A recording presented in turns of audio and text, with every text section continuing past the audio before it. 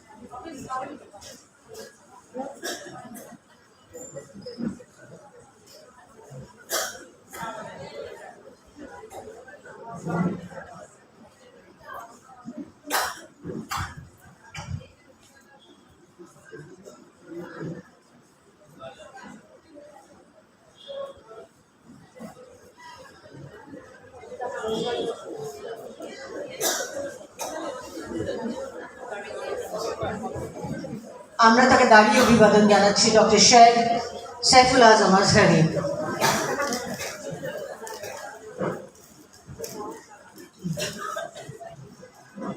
সিদরাতুল মুনতাহা আমাদের আজকের সম্মানিত অতিথিকে ফুলেল শুভেচ্ছায় বরণ করে নিচ্ছে।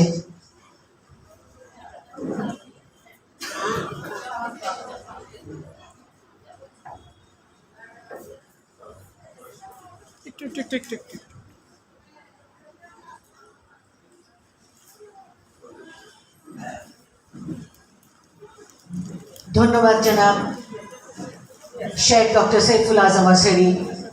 আপনার মূল্যবান বক্তব্য শুরু করতে বিনীত অনুরোধ করছি। ধন্যবাদ। আমরা সবাইকে অনুরোধ করছি নীরবতা অবলম্বন করতে, যাতে বক্তার বক্তব্য দিতে কোনো অসুবিধা না হয়। সবাই আসন গ্রহণ করুন এবং নীরবতা পালন করুন। ধন্যবাদ।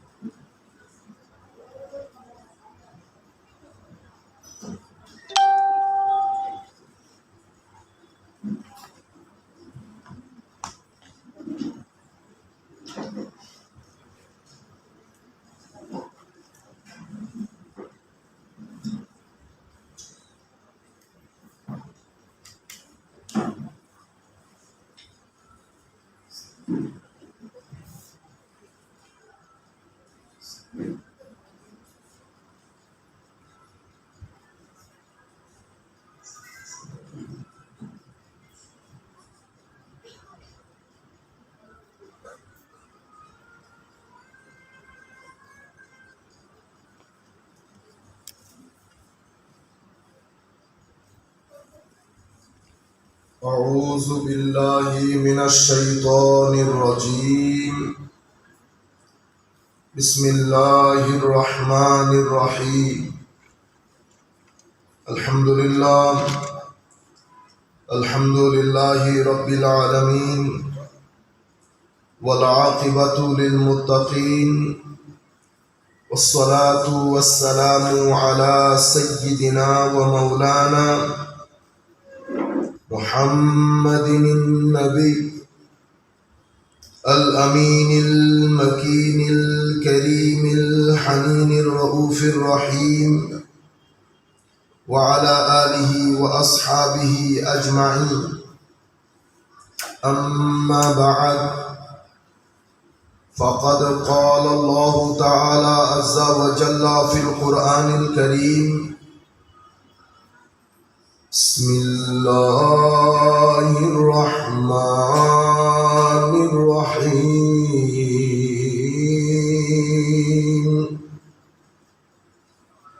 إن الله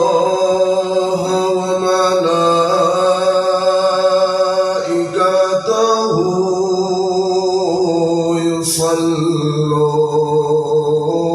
يصلون على النبي يا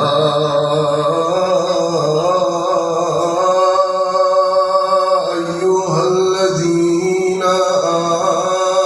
آمنوا صلوا عليه وسلموا تسليما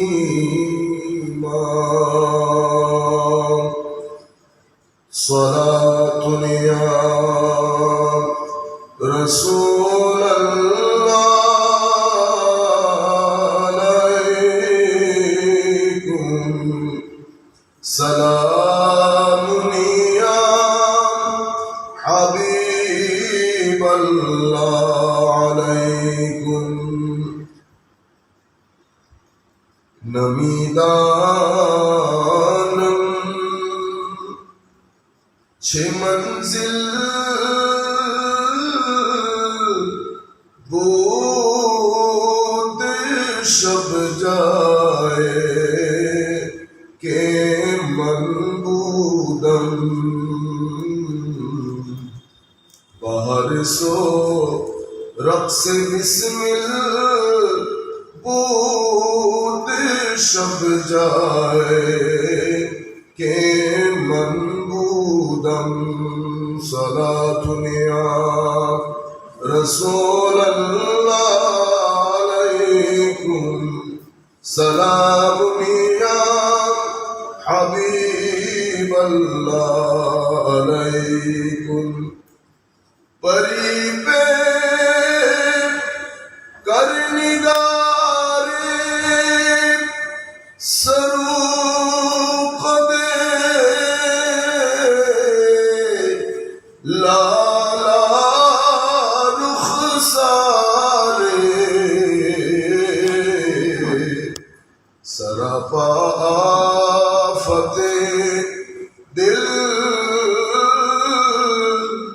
بود شب جائے کہ ملبودم صلاة یا رسول اللہ علیکم سلام یا حبیب اللہ علیکم خدا خود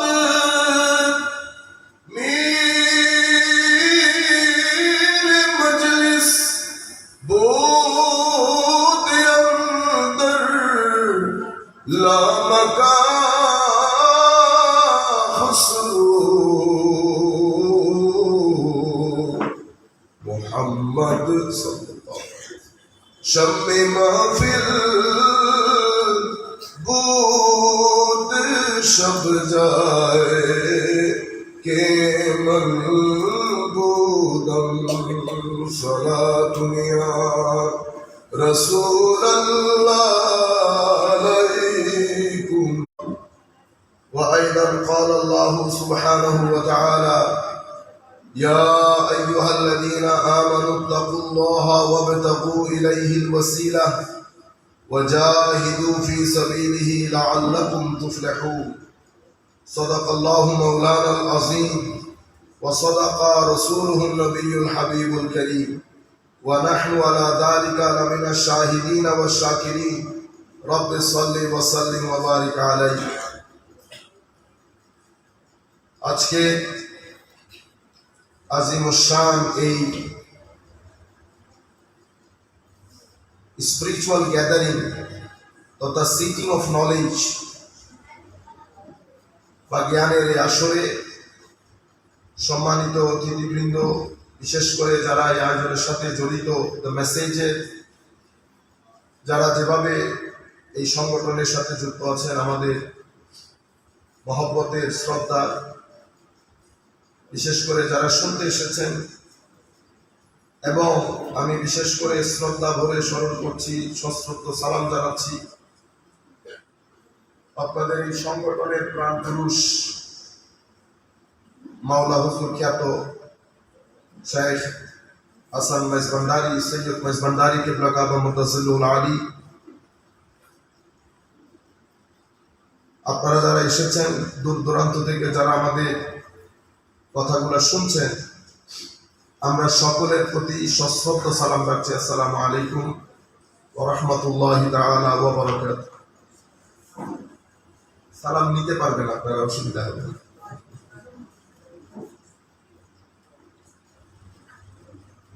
সম্মানিত উপস্থিতি, আল্লাহ পাকের মেহেরবানি কতটুকুন হয় আমি জানি না। এমনিতে আমি মোটামুটি এসে উপস্থিত হতে পেরেছি, এটা আল্লাহর দরবারে শুকরিয়া। অসম্ভব ব্যস্ততা এবং বিশেষ করে জায়গার দূরত্বের কারণে বাংলাদেশে এক জায়গা থেকে অন্য জায়গায় যেতে সময় সাপেক্ষ ব্যাপার, টায়ার্ড হয়ে যেতে হয় অনেক বেশি। আমি আগ থেকে আপনাদের কাছ থেকে ক্ষমা চেয়ে নিচ্ছি। আপনারা যে আশা নিয়ে এসেছেন, কোনো কারণে যদি সেই আশা আমি পূরণ করতে না পারি, তো পরবর্তীতে ইনশাআল্লাহ আমরা চেষ্টা করব আল্লাহর নাম নিয়ে আউলিয়ায়ে কেরামের ফুয়ুজাত কামনা করে আমরা শুরু করছি। যেহেতু আজকের এই আয়োজন হুজুর গৌসে মেজভান্ডারী রাদিয়াল্লাহু তাআলা আনহুর বেসাল শরীফ উপলক্ষে যে ধারাবাহিক আয়োজন, সেই আয়োজনের সূত্র ধরে আজকের এই হালাকা, সিটিং অফ নলেজ অথবা স্পিরিচুয়াল গ্যাদারিং, সেই হেতু আউলিয়ায়ে কেরামের শানে 2-3 মিনিট আমরা ব্যয় করব। তার আগে আজকে আপনারা যেটা শিরোনাম নির্ধারণ করেছেন আজকের অনুষ্ঠানে, দেশে দেশে দেশে দেশে সুফিবাদ বা সুফি চর্চা, এটা সূত্র ধরে 2-1 মিনিট আমি বলে আমরা আমাদের মৌলিক আলোচনায় চলে যাব। কিছু টপিক থাকে সেমিনারের জন্য অসম্ভব উপযোগী, কিন্তু সব জায়গায় সেমিনার আদলে কথা বললে আমরা যারা সাধারণ শ্রোতা, আমাদের জন্য বিষয়গুলো পিক আপ করা একটু কষ্টকর হয়ে যায়। দ্বিতীয়ত আমরা পিক আপও করতে পারি না, আবার আমরা এনজয়ও করতে পারি না। কারণ সেমিনার টকগুলা আমাদের যে নর্মাল গ্যাদারিং, যে মাহফিলগুলা, সেই মাহফিলের তুলনায় অনেক ড্রাই হয়। সেই কারণে আমি আজকে আমাকে যে টপিক দেওয়া হয়েছে, সেই টপিককে আংশিকভাবে বলবো, বাকি আমরা আমাদের জন্য প্রয়োজনীয় কিছু কথা তুলে ধরার চেষ্টা করব। সম্মানিত উপস্থিতি, সুফিয়ায়ে কেরাম আমরা স্বাভাবিকভাবে মনে করি যেটা বাংলাদেশ, ইন্ডিয়া, পাকিস্তানের একটা, এখানকার একটা কালচার, এতটুকু। ঘটনা আসলে সেরকম না।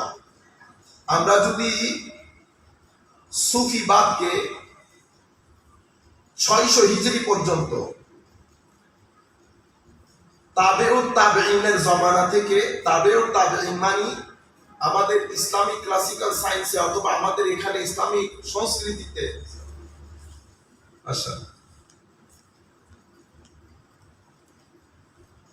আমাদের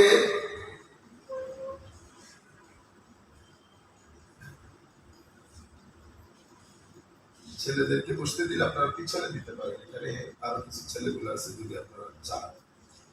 তো বলতে চাচ্ছিলাম 600 হিজরি পর্যন্ত আমরা যদি তাবেউত তাবেঈন থেকে, একে তো সাহাবায়ে কেরাম, আরেক যুগ তাবেঈনের যুগ, আরেক যুগ তাবেউত তাবেঈনের যুগ, এই 3 যুগকে আমরা স্বাভাবিকভাবে সালফে সালেহিনের যুগ বলি। আমরা যদি তাবেউত তাবেঈন থেকে হিসাব করি, সেই যুগ থেকে 600 হিজরি পর্যন্ত যদি হিসাব করি, তো দেখবেন দু একটা নাম আমি আপনাদেরকে বলি, তাহলে আপনারা দেশগুলা বুঝতে পারবেন। যেমন সৈয়দুত তায়েফা বলা হয় হযরতে জুনায়েদ বাগদাদীকে রাদিয়াল্লাহু আনহু। তো জুনায়েদে বাগদাদি বলা হচ্ছে উনি বাগদাদের হওয়ার কারণে। আরেকজন হযরতে জুন্নুন মাসরি, উনি একেবারে প্রথম যুগের আল্লাহর বলি। আমি যদি আপনাদেরকে বলি তাবেঈনদের সময়কাল থেকে 200-250 হিজরি পর্যন্ত এই সময়কালে জুন্নুন মাসরি মিশরের সাথে সম্পর্কিত। হযরতে জুনায়েদ বাগদাদি স্বাভাবিকভাবে বাগদাদে থাকার কারণে জুনায়েদে বাগদাদি বলা হয় ওনাকে। বায়জিদ বিস্তামি, উনি জুনায়েদ বাগদাদির আরো অনেক সিনিয়র আল্লাহর বলি। বায়জিদ বিস্তামি উনি ইরানের বিস্তাম শহরের বুস্তান শহরের বাসিন্দা। এভাবে সেই যুগ থেকে যদি আপনি ধারাবাহিকভাবে আসতে থাকেন, আপনি সুফিয়ায়ে কেরামের উর্বর ভূমি যেগুলো ছিল সেটাকে আপনি 3 ভাগে ভাগ করতে পারেন। একটা হচ্ছে বাগদাদের ওই এলাকা, বাগদাদ কুফাকে ঘিরে ওই এলাকা। আরেকটা হচ্ছে আপনি তাশকন্ত থেকে শুরু করে উজবেকিস্তানের ওই এলাকা, ইরান, তাশকন্ত, উজবেকিস্তানের ওই এলাকা। আরেকটা হচ্ছে আফগানিস্তানের ব্যান্ড হয়ে আমরা পর্যন্ত। এই 3 জায়গার মধ্যে আমরা যদি সুফিয়ায়ে কেরামকে 3 ভাগে ভাগ করি, অথবা সুফিয়ায়ে কেরামের সময়কালকে 3 ভাগে ভাগ করি, তাবেঈন থেকে হুজুর গৌসুল আজম আব্দুল কাদের জিলানী রাদিয়াল্লাহু তাআলা আনহু, যাকে আমরা বড় পীর বলি, উনি আসার আগ পর্যন্ত আমরা যদি ওই সময়কালকে 2 ভাগে ভাগ করি, তাইলে দেখব যেমন এখানে যিনি লাহোরের মাটিতে শুয়ে আছেন, দাতা গঞ্জে বক্সে আলী হুজবেরি, পাকিস্তানিরা বা অনেকেরা এটাকে লাহোরি বলে, আসলে উনি লাহোরের না, উনি হচ্ছেন আফগানিস্তানের হুজবের গ্রামের বাসিন্দা হযরতে দাতা গঞ্জে বক্স আলী হুজবেরি, যার মাজারে হুজুর খাজা মাইনুদ্দিন চিশতি হাসান সানজাদি রাদিয়াল্লাহু তাআলা আনহু প্রায় 40 দিন পর্যন্ত চিন্তা করেছিলেন। উনি আজমেরে ঢোকার আগে লাহোর হয়ে এসেছিলেন, বাগদাদ থেকে বের হয়ে খুরাসান হয়ে আফগানিস্তানের ওই বের হয়ে লাহোর হয়ে উনি আজমেরে ঢুকেছেন। আজমেরে ঢোকার আগ পর্যন্ত অসংখ্য আল্লাহর ওলিদের মাজারে ছিলেন, তোর মধ্যে একজন জলিলুল কদর বলি। আমি এগুলা বলছি আপনাদেরকে তাবেঈন থেকে এই 500 হিজরি পর্যন্ত, 450-500 হিজরি পর্যন্ত, হুজুর গৌসুল আজম বড় পীর বাবা দুনিয়াতে আসার আগ পর্যন্ত। আপনি দেখেন ওখানে বায়েজিদ বিস্তামি বলেন, হযরতে দাতা গঞ্জে বক্স আলী হুজবেরি বলেন, যিনি আফগানিস্তানের হুজবের শহরে। এরপরে যদি আপনি হযরতে শাইখুল ইসলাম আবু আব্দুল্লাহ আনসারী রাদিয়াল্লাহু তাআলা, বিখ্যাত আল্লাহর ওলি, উনি বিখ্যাত একটা তাসাউফের কিতাব, সুফিবাদের কিতাব মানাজিলুস সাইরিন, এই গ্রন্থের রচয়িতা। এই গ্রন্থটা তাসাউফ জগতে একেবারে বিখ্যাত কিতাব, যেই কিতাবগুলোকে বলা হয় যে কারো যদি মুর্শিদ না থাকে, কারো যদি কোনো পীর না থাকে, তাহলে তারা 2টা কিতাবকে পীর হিসেবে নিতে পারবে, এবং পরবর্তীতে ইহয়া উলুমিদ্দিন সহ অ্যাড হয়ে 3 কিতাব। একটা হচ্ছে কাশফুল মাহজুব, দাতা গঞ্জে বক্স আলী হুজবেরির কিতাব। আরেকটা হচ্ছে মানাজিলুস সাইরিন, শাইখুল ইসলাম আবু আব্দুল্লাহ আনসারীর কিতাব। আরেকটা হচ্ছে 500 হিজরির পরে হুজুর হুজ্জাতুল ইসলাম ইমাম গাজ্জালী রাদিয়াল্লাহু তাআলা আনহুর ইহয়া উলুমিদ্দিন। এই 3টা কিতাবকে বলা হয় কারো মুর্শিদ না থাকলে এই কিতাবটাকে মুর্শিদ হিসেবে গ্রহণ করতে পারবে। কিতাবগুলো আসলে অনেক বেশি এফেক্টিভ। তো আমি আপনাদেরকে বলতে চাচ্ছিলাম যে আপনি বাগদাদ শহরের বলেন, মিশরের বলেন, আবার এদিকে উজবেকিস্তান, তাশকন্ত, আফগানিস্তানের পুরা ব্যান্ড বলেন, প্রত্যেক যুগে সেই জমানার মধ্যে বড় বড় আল্লাহর ওলিরা ছিলেন। আমি 2-1 জনের নাম বললে আপনারা বুঝতে পারবেন। যেমন হযরতে হারিস আল মুহাসিবি রাদিয়াল্লাহু তাআলা আনহু, মালিক ইবনে দিনার, হাবিব আল আজমি, মারুফ আল কারখি, সাহাল তুস্তারি রাদিয়াল্লাহু তাআলা আনহু, হযরতে জুনায়েদ বাগদাদি, জুন্নুন আল মাসরি, হযরতে মারুফ আল কারখি, এভাবে অসংখ্য আল্লাহর ওলি যিনারা তাবেঈন থেকে শুরু করে 250 হিজরির মাঝখানে ইনারা বিভিন্ন অঞ্চলে যখন ইসলামের সভ্যতা যেই অঞ্চলের মধ্যে প্রভুত্ব বিস্তার করছিল, সেই অঞ্চলের বিখ্যাত আল্লাহর ওলি। অতঃপর ইসলামী এলাকা যতই বিস্তৃতি লাভ করেছে, আমার নবী সাল্লাল্লাহু আলাইহি ওয়াসাল্লামের রুহানি ইশারা নিয়ে আউলিয়ায়ে কেরাম, বিশেষ করে ওই হিত্তাই জমিন থেকে বাগদাদ, মিশর, Tashkent, Uzbekistan, Afghanistan, Iran, Yemen, Syria, ওই সমস্ত অঞ্চল থেকে তারা পৃথিবীর প্রত্যন্ত অঞ্চলে ছড়িয়ে পড়েছে। যেমন হযরতে গৌসুল আজম আব্দুল কাদের জিলানী রাদিয়াল্লাহু তাআলা আনহু, উনি আসলে ইরানের গিলান শহরের লোক। উনি গিলান থেকে চলে গেছেন বাগদাদে। আবার হযরতে খাজা মাইনুদ্দিন চিশতি, উনি সঞ্জর গ্রামের, ইরানের সঞ্জরের লোক। উনি ওখান থেকে চলে এসেছেন আজমেরে। এক একজন এক একভাবে আল্লাহর নবীর ইশারা পেয়ে দিক বিদিক ছোটাছুটি করেছেন। মা, বাবা, ভাই, বন্ধু, আত্মীয় স্বজন, পাড়া প্রতিবেশী, আমরা আমাদের ছেলে মেয়েদেরকে পার্শ্ববর্তী শহরে দিতে চাই না, মিস করি দিলা। কিন্তু এই সমস্ত আল্লাহর ওলিরা দিন রাত এক করে দিয়েছে। যখন তাদেরকে যে ভূখণ্ডে পাঠানো হয়েছে রুহানি ইশারার মাধ্যমে, তারা কখনো চেক করে নাই কিভাবে যাব, ওখানে কি খাবো, থাকার ব্যবস্থা কি হবে। ওনারা সমুদ্র পাড়ি দিয়েছেন, পাহাড়ের পর পাহাড় হেঁটেছেন, মাইলের পর মাইল পথ অতিক্রম করেছেন, শুধুমাত্র আল্লাহর নবীর দ্বীনকে প্রচার এবং প্রসার করার জন্য। তারই সূত্র ধরে হযরতে শাহজালাল ইয়েমেনি, দেখছেন নামের সাথে ইয়েমেন থাকার কারণে আমরা বুঝতে পারছি হযরতে শাহজালাল মুজাররদি রাদিয়াল্লাহু তাআলা ইয়েমেন শহরের লোক। উনি আমার নবীর ইশারা পেয়ে বাংলার মধ্যে চলে এসেছেন এবং বাংলাতে দ্বীন ইসলাম প্রচার করেছেন। আসার সময় প্রায় 360 জন একসাথে হয়ে এসেছেন। এভাবে হযরতে খাজা উসমান হারওয়ানি রাদিয়াল্লাহু তাআলা আনহু, যিনি হযরতে খাজা মাইনুদ্দিন চিশতি হাসান সঞ্জরি প্রকাশ খাজা বাবা রাদিয়াল্লাহু তাআলা আনহুর পেশওয়া, মুর্শিদ, পীর, তো ওনার যিনি পীর, ওনার মাজার কিন্তু এখানে জামালপুরে। আপনারা হয়তো অনেকেই জানেন না, আমরাও জানতাম না। হযরতে খাজা মাইনুদ্দিন চিশতি রাদিয়াল্লাহু তাআলা আনহুর যিনি দাদা পীর, ওনার দরবারও কিন্তু আমাদের এখানে জামালপুরে। আমরা জামালপুর বা এই পাটনাতে যাওয়ার সময় ওনার মাজার পড়ে, এবং ওনার মাজারের বিল্ডিং দেখলে বোঝা যায় যে এগুলো আজকের না, প্রায় 600-700-800 বছর আগে। এরপরে যদি আপনি দেখেন সিরাজ রাজশাহীতে যদি যান, কিছুদিন আগে আপনারা যারা আমাদের পেজ ফলো করবেন আপনারা জানবেন হযরতে শাহ মখদুম রূপস রাদিয়াল্লাহু তাআলা আনহু, উনিও হুজুর গৌসুল আজম আব্দুল কাদের জিলানী প্রকাশ বড় পীর বাবার নাতি, ছেলের ঘরের নাতি। উনিও এখানে এসেছেন, কই বাবা, কই আত্মীয় স্বজন, কই পাড়া প্রতিবেশী। এভাবে ওনারা পৃথিবীর প্রত্যন্ত অঞ্চলে ওনাদের যে পূর্বপুরুষ, ওনারাও এই অঞ্চলের লোকরা সফর করে পৃথিবীর বিভিন্ন জায়গা থেকে এখানে এসে ওনারা আস্তানা করেছেন, স্থায়ী হয়েছেন এবং মাযহাব মিল্লাতে আজীব খেদমত আঞ্জাম দিয়েছেন। এভাবে আপনারা যদি 550 হিজরির পরে 500 হিজরি পর্যন্ত, মানে বড় পীর বাবা আসার আগ পর্যন্ত, দাতা গঞ্জ বখশ আলী হুজবেরি রাদিয়াল্লাহু আনহু, উনিও বড় পীর বাবা দুনিয়াতে আসার প্রায় 140 বছর আগে ইন্তেকাল করেছেন। তাইলে ওনারা অনেক আগে। আমি এই সুবাদে আপনাদেরকে আরেকটা কথা বলে দিই, আপনাদের জানা দরকার বিষয়গুলা। তাসাউফ ও তরিকতের কিতাব যখন লেখা শুরু হয়েছে, তখন হাদিসের কিতাব লেখাও শুরু হয়নি। কিন্তু আমরা মনে করি কি এটা শুধু বাংলাদেশ, ইন্ডিয়া, পাকিস্তানের মধ্যে। বাংলাদেশ, ইন্ডিয়া, পাকিস্তান তো শনিয়ে 8 দিন হয়েছে আর কি, তারা তাসাউফ তরিকত সম্পর্কে জানতেছে। কিন্তু ইসলামের যে প্রাণকেন্দ্র বাগদাদ বলেন, কুফা বলেন, ইয়েমেন বলেন, সিরিয়া বলেন, প্যালেস্টাইন বলেন, মাসর বলেন, যেটাকে আমার নবী সাল্লাল্লাহু আলাইহি ওয়াসাল্লাম দোয়া করার সময় দোয়া আল্লাহুম্মা বারিক লানা ফি ইয়ামানিনা, ইয়েমেন এবং শামের জন্য যে হিত্তাই জমির জন্য আমার নবী দোয়া করেছেন, সেই হিত্তাই জমিনের মধ্যে এটা এই ভূমিগুলো এত বেশি উর্বর ছিল, অসংখ্য আউলিয়া ইকরাম এই ভূমিতে জন্মগ্রহণ করেছেন অথবা পৃথিবীর অন্যত্র থেকে সফর করে ওই ভূমির মধ্যে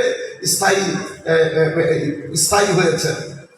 আমি এই যে হুজুর গৌসুল আজম আব্দুল কাদের জিলানীর আসার আগ পর্যন্ত, দাতাগঞ্জ বক্স পর্যন্ত, আমি যদি আপনাদেরকে কয়েকটা কিতাবের নাম বলি তাহলে আপনারা কিছুটা হলো আইডিয়া করতে পারবেন।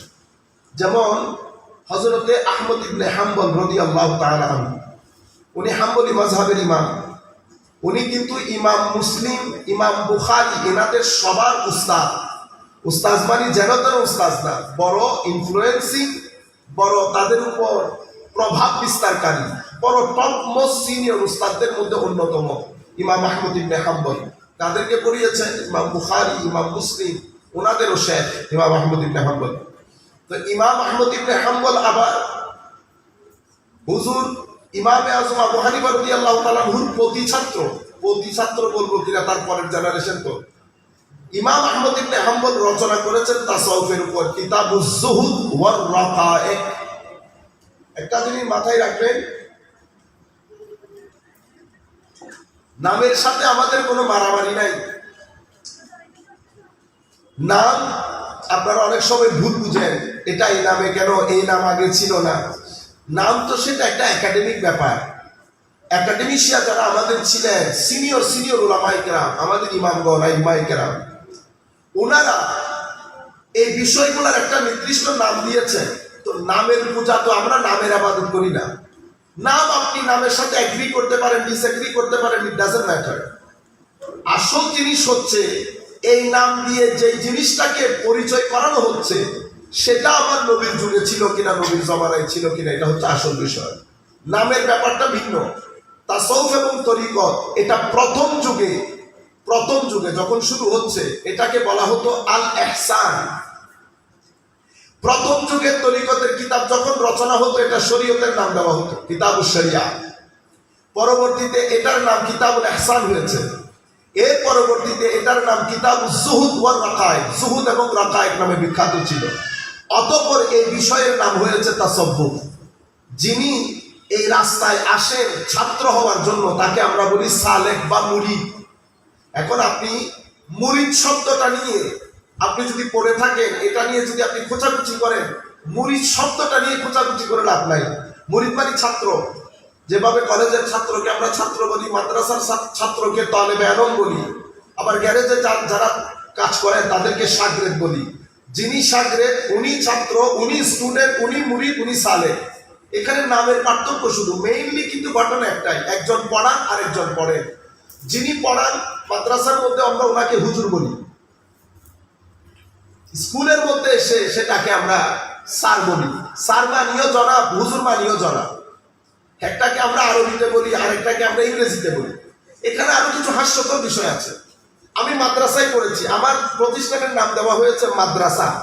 তো মাদ্রাসা একটা আরবি শব্দ। আমার ভাই আছে স্কুলে, এটার নাম দেওয়া হয়েছে স্কুল। স্কুলের আরবি শব্দ হচ্ছে মাদ্রাসা, আর আরবির ইংরেজি শব্দ হচ্ছে স্কুল। আবার স্কুলের বাংলা শব্দ হচ্ছে বিদ্যালয়, মাদ্রাসার বাংলা শব্দ বিদ্যালয়। এই ঘটনাগুলো কারা ঘটিয়েছেন, কি কারণে ঘটিয়েছেন, কোন মস্তিষ্ক নিয়ে ঘটিয়েছেন, আল্লাহ পাক ভালো জানেন। কিন্তু আমি এটাকে আবার আমাদের এখানে যদি বলি আমি স্কুলে যাচ্ছি, আমাদের হুজুররা রাগ করে ফেলেন। ওনারা মনে করেন মাদ্রাসা কি স্কুল বললে একটা বড় কবিরা গুণা হয়ে যাবে। কিন্তু আপনি লাউ যেটা তবুও তো সেটা, আপনি যেটাকে ইংরেজিতে গ্রেপ বলেন, আমি সেটাকে আরবির মধ্যে ইনাব বলি। ইনাবুল মানি আঙ্গুর, গ্রেপ মানিও আঙ্গুর, আঙ্গুর মানিও আঙ্গুর। এখন যিনি বাংলায় লিখেছেন উনি আঙ্গুর লিখেছেন, যিনি আরবিতে লিখেছেন উনি ইনাব লিখেছেন, যিনি আরবিতে লিখেছেন উনি ইনাব লিখেছেন, বাংলাতে যেটা লিখেছেন সেটাতে আঙ্গুর লিখেছেন। এখন যেটা আঙ্গুর সেটা ইনাব, যেটা ইনাব সেটা আঙ্গুর। এখন মানে শব্দ এক এক জায়গায় এক এক ধরনের, শব্দের সাথে আমরা না খেলি। আমরা দেখবো ইনাব কোন জিনিসকে ইনাব বলে, বাংলাতে কোন জিনিসকে আঙ্গুর বলে, আমরা অতটুকু দেখলে হয়। জালালউদ্দিন রুমির একটা সুন্দর কথা আছে, আমি ওই জায়গায় আর যাচ্ছি না কারণ সবাই খুব দ্রুত ফুরিয়ে যাচ্ছে। আমি একটা গ্রাফ যদি আপনাদেরকে, আমাদের একটা মোটামুটি আজকে আসাটা একটু সফল হবে। আমি অনেক দূর থেকে আসতেছি, করিমগঞ্জ থেকে আসতেছি, কিশোরগঞ্জের করিমগঞ্জ থেকে। তো আমি আপনাদেরকে বলতে চাচ্ছিলাম, তো প্রথম যুগে লেখা হচ্ছে কিতাবুজ যুহুদ ওয়ার রাকায়েক, ইমাম আহমদ ইবনে হাম্বল। ইমাম আহমদ ইবনে হাম্বলের চেয়ে ইমাম আব্দুল্লাহ ইবনে মুবারক অনেক সিনিয়র, উনি আবার ইমামে আজমের ছাত্র। তো ইমামে আজম আবু হানিফা রাদিয়াল্লাহু তাআলা আনহু তাবেঈ মানে তিনি সাহাবীকে দেখেছে। তো ইমামে আজম এবং হুজুর করিম সাল্লাল্লাহু আলাইহি ওয়াসাল্লামের মাঝখানে ফারাক কিন্তু এক জেনারেশনের, সাহাবী তাবেঈ। তো ইমামে আজম যখন হাদিস শুনেছেন উনি নিশ্চয়ই সাহাবীর কাছ থেকে শুনেছেন। তো ইমামে আজম যদি বলে ক্বালা রাসূলুল্লাহ সাল্লাল্লাহু আলাইহি ওয়াসাল্লাম, এটা আমি মানতে বাধ্য। কেন? কারণ ইমামে আজম তাবেঈ হিসাবে, তাবেঈর যুগ এটা সত্যের যুগ। আমার নবী সাল্লাল্লাহু আলাইহি ওয়াসাল্লাম সিল দিয়েছেন তাবেঈর যুগ, তাবেঈর যুগ, সাহাবীর যুগ, এই তিন যুগ they are sealed by the Prophet Muhammad sallallahu alaihi wasallam. মানে these three ages they are verified by the Holy Prophet sallallahu alaihi wasallam. এখানে কোনো ইফ পার্ট করা, অ্যাড সুপারসিড করার কোনো সুযোগ নাই, এই সময়গুলো ক্রিটিসাইজ করার কোনো সুযোগ নাই। আমি আপনাদেরকে বলতে চাচ্ছি, ইমামে আজম যখন বলেছেন ক্বালা রাসূলুল্লাহ, তো মাঝখানে আমি ধরে নেব একজন সাহাবী আছেন। তো জিনিস আমি এটাও ধরে নিতে হবে যে ইমামে আজম কখনো হাদিস না হলে কওলা রাসূলুল্লাহ বলবেন না। এই কথা যদি ইমাম বুখারী বলতে চান, এটা একাডেমিক স্পিকিং, এই কথা যদি ইমাম বুখারী বলতে চান, ইমাম বুখারী এই কথা বলতে পারবেন না। কেন? কারণ ইমাম বুখারী এবং আমার নবীর মাঝখানে মিনিমাম 4 জেনারেশন আছে। তাইলে আপনারা সিনিয়র কে? ইমামে আজম আবু হানিফা রাদিয়াল্লাহু আনহু। আমাদের লোকজন জানেও না ইমামে আজম, ওনারা মনে করেন ইমামে আজম আমার নবীর পরে কখন আসছে আল্লাহ পাক জানে। তাবেঈ, যিনি সাহাবীকে দেখেছেন, অসংখ্য সাহাবায়ে কেরামের কাছ থেকে ইমামে আজম আবু হানিফা রাদিয়াল্লাহু তাআলা আনহু বর্ণনা দিয়েছে। সেই কারণে ইমামে আজমের মাযহাব, যে মাযহাবের উপর ইমামে আজম পুরা স্কুলটাকে প্রতিষ্ঠিত করেছে, উসুলগুলা নির্ধারণ করেছে, উনি সাহাবীর কাছ থেকে যদি না দেখতেন উনি এই কাজ কখনো করতেন না। আমি আপনাদেরকে চলতি পথে একটা ব্যাকগ্রাউন্ড বলে দিই, যাতে আপনার মধ্যে আমার নবী সাল্লাল্লাহু আলাইহি ওয়াসাল্লাম দুনিয়া থেকে চলে গেছেন, ইসলামের বাউন্ডারি নির্ধারিত হয়ে গেছে। এখন নতুন করে কেউ বাউন্ডারি নির্ধারণ করতে পারবে না। হ্যাঁ, বাউন্ডারির উপর আমার নবী যে ফাউন্ডেশন দিয়েছেন সেটার উপর বিল্ডিং তৈরি করতে পারবে, কিন্তু বাউন্ডারি এক্সপ্যান্ড করতে পারবে না। কেন? আল-ইয়াওমা আকমালতু লাকুম দীনাকুম ওয়া আতমামতু আলাইকুম নি'মাতি ওয়া রাদিতু লাকুমুল ইসলাম দীনা। আকীদা, শরীয়ত, আমল, আখলাক সবকিছু নির্ধারিত হয়ে গেছে, উসুল নির্ধারিত হয়ে গেছে। এখানে কেউ এখন আর বলতে পারবে না নামাজ বোধহয় 6 ওয়াক্ত, এটা কেউ বলতে পারবে না। সপ্ত স্তম্ভ আমাদের আকীদা, কেউ বলতে পারবে না আরেকটা স্তম্ভ ঢুকবে, এটা কেউ বলতে পারবে না। নামাজ আরেক ওয়াক্ত কেউ করতে পারবে না। ফরজ, যোহরের 4 রাকাত ফরজ আমরা জানি, কেউ বলতে পারবে না যে ওখানে আরো 2 রাকাত ফরজ আছে। যা ফরজ তাহা নির্ধারিত আমার নবীর মাধ্যমে, যাহা ইম্পর্টেন্ট, যাহা শরীয়তের পার্ট এন্ড পার্সেল, যাহা শরীয়তের ইনগ্রেডিয়েন্ট, যাহা শরীয়তের একেবারে আপনি মনে করতে পারেন যে ইনগ্রেডিয়েন্ট, ভিতরের মাল মশলা, এটা আমার নবী কর্তৃক ডিসাইডেড। এখন কেউ এখানে এসে বাড়াইতেও পারবে না, কমাইতেও পারবে না, আমার নবীর মাধ্যমে নির্ধারিত। কিন্তু আমাদের ভাইরা বুঝতে ভুল করে, ফাউন্ডেশন আমার নবী কর্তৃক নির্ধারিত। আপনি বিল্ডিং উপরে তুলতে পারবেন, বাড়াইতে পারবেন না। কেন? কারণ সময় পরিবর্তন হবে, সময় পরিবর্তন হওয়ার সাথে সাথে নতুন নতুন বিষয় আমাদের সাথে অ্যাড হবে, নতুন নতুন প্রশ্ন তৈরি হবে। এখন সেই প্রশ্নগুলোর উত্তর কারা দেবে? কোরআন সুন্নাহ তো উত্তর দিবে না, কোরআন সুন্নাহ তো কথা বলে না। কথা বলবে কারা? আমার নবী বলছেন প্রত্যেক যুগে আমার উম্মতের আলেমরা থাকবে। আলেম মানে আমার কথা বলে নাই, আলেম মানে আপনারা যাদেরকে আলেম মনে করেন তারা না। আলেম মানে আলেমের রব্বানি, আলেম মানে যাদের সিনার ভিতরে আল্লাহ ইলম ও হিকমতের সমুদ্র দান করেছেন। আলেম মানে যাদের মজলিসে বলে মানুষের সিনা ঘেমে যায়। আলেম মানে যাদের মজলিসে বসলে মানুষের চোখ ভিজতে চায়। আলেম মানে যারা রাত্রি জেগে আল্লাহর ইবাদত করে। আলেম মানে যারা সমাজের প্যাটার্ন পরিবর্তন করতে পারে। আলেম মানে যারা সমাজের আখলাক, আদব, সমাজের সভ্যতা পরিবর্তন করতে পারে। আলেম মানে হচ্ছে শুধু জ্ঞান না, যারা সিজদা, ইবাদত, রিয়াজত, ইশক, মহব্বত, সবর, শুকর, ওয়ারা তথা আমার নবীর চরিত্রে যারা কপিরাইট হয়, যাদেরকে আমার আল্লাহ কোরআনে পাকের মধ্যে আলেমে রব্বানি বলেছে। এরা কারা? যারা আখলাকের দিক থেকে নবীর মতো, জ্ঞানের বিস্তৃতির দিক থেকেও আমার নবীর জ্ঞানের খুশবু তাদের জ্ঞান থেকে পাওয়া যায়, যাদের দৃষ্টিশক্তি, কিছুক্ষণ পরে আমি বললে আপনারা বুঝতে পারবেন কোন ধরনের আলেম। আমরা ভুল করে ফেলি, আলেম বললে আপনারা আমাদের দিকে তাকিয়ে থাকেন, না এই ধরনের আলেম না, আমাদের মতো লোক না। আমাদের মতো লোক ওখানে জুতা সিধও করতে পারবে না। আমাদের মতো লোক সত্যিকার যারা উলামায়ে কেরাম তাদের জুতা সিধও করতে পারবে না। তো এই ধরনের আলেম আমার নবী সাল্লাল্লাহু আলাইহি ওয়াসাল্লাম ইরশাদ করছেন আমি যাওয়ার পরেও এখানে কোনো নবী রাসূল আসবে না। তো নবী রাসূলের কাজ কারা করবে? আমার উলামা, আমার আলেম না। তো আলেমরা আবার 3 প্রকার। আমি ইতোপূর্বে আপনাদেরকে অনেকবার বলেছি, মুখস্থ হয়ে যাওয়ার কথা আপনাদের। আলেম আবার 3 প্রকার। এরা হচ্ছে আমার নবী বাগানের দারোয়ান, এরা ঘুমায় না, এরা রাত দিন পাহারা দেয় আমার নবী এই বাগানকে, শরীয়তের এই শরীয়ত তরিকত মারিফতের এই বাগানকে। কিভাবে পাহারা দেয়?